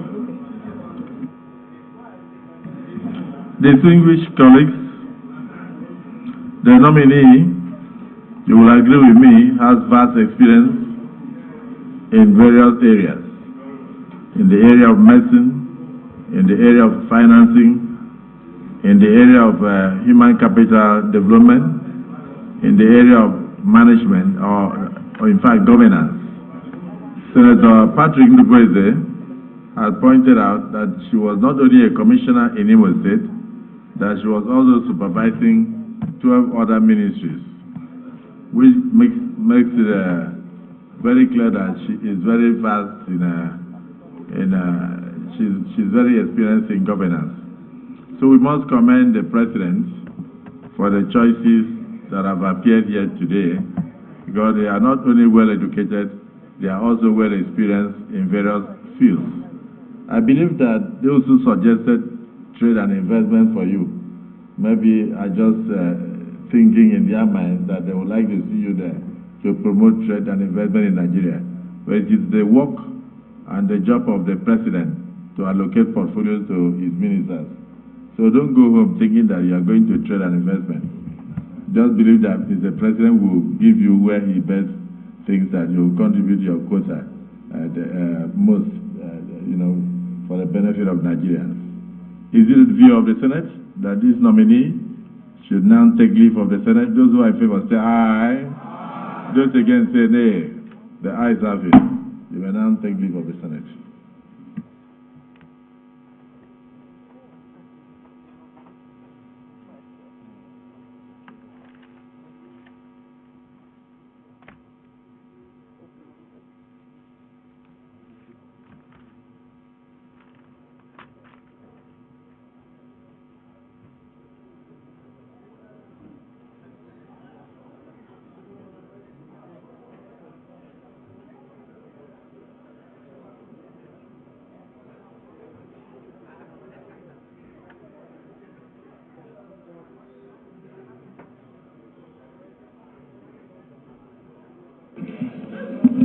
Mr. President, distinguished colleagues, I move that the Senate revert back to plenary so that the chair can report progress.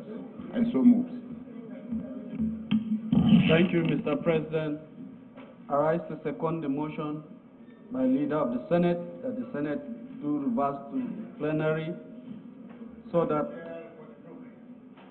the uncommon chair can report progress. I so second. The motion has been moved by the Senate leader and seconded by the uncommon minority leader that this Senate do revert to plenary for the chair to report progress. Those who are in support of this motion say aye. Those who are against say nay. The ayes have it.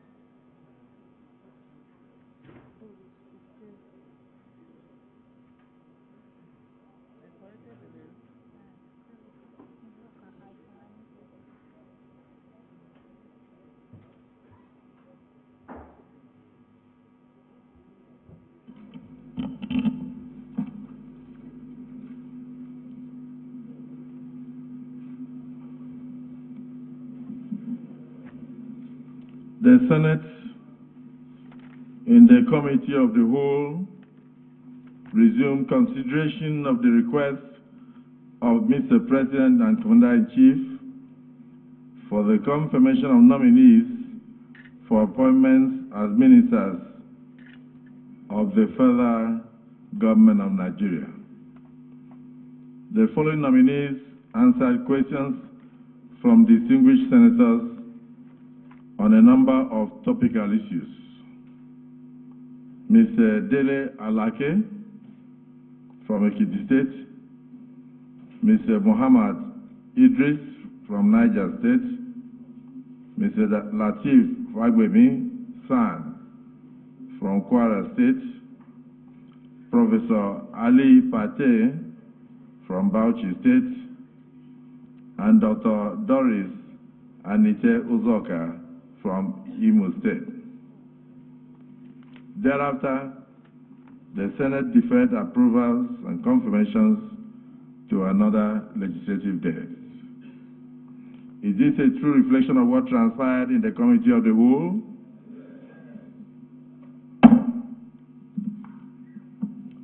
Just very special announcement. We have a correspondence from the Commander-in-Chief and President of the country. This is to the distinguished Senate President on behalf of distinguished senators.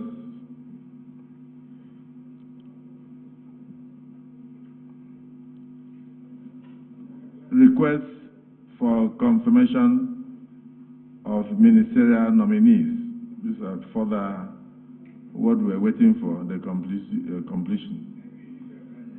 In compliance with the provisions of Section 147, subsection 2 of the Constitution of the Federal Republic of Nigeria, 1999 as amended, and further to my earlier correspondence dated 27th day of July 2023, I am pleased to forward to you the underlisted 19 ministerial nominees for confirmation by the Senate. 19. Ahmed Tijani Kwazo, Bosun Tijani, Dr. Miriam Shetty, Dr. Isiak Salako, Dr. Tunji Alauza, Dr. Yusuf Tango Sununu, His Excellency Adeboyeka Oyetola, His Excellency Atiku Bakudu, His Excellency Bello Matawele, His Excellency Ibrahim Gaidam, His Excellency Simon Bako Lalong, Lola Ade John, Prince Shuaibu Abubakar Audu, Professor Tahir Maman, Senator Aliu Sabi Abdullahi, Senator Al-Khali Ahmed Said, Senator Henekin Lukobri, Oba Maigari Amadou, Zevania Gisalo. Whilst I hope that the aforementioned nominees will receive the expeditious consideration and confirmation of the Senate, please accept, distinguished Senate President and distinguished senators, the assurances of my highest regards. Yours sincerely. This is signed by Asiwaju Bola Ahmed Tinubu, President, Commander-in-Chief, Armed Forces of the Federal Republic of Nigeria. Distinguished senators,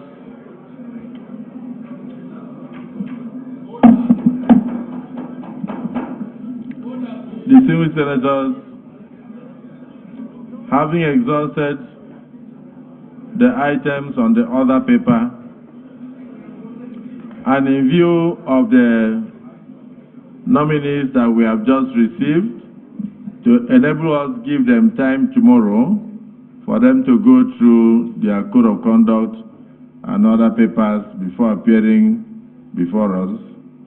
This Senate is hereby adjourned to Friday, the 4th day of August 2023 at 11 a.m. prompt.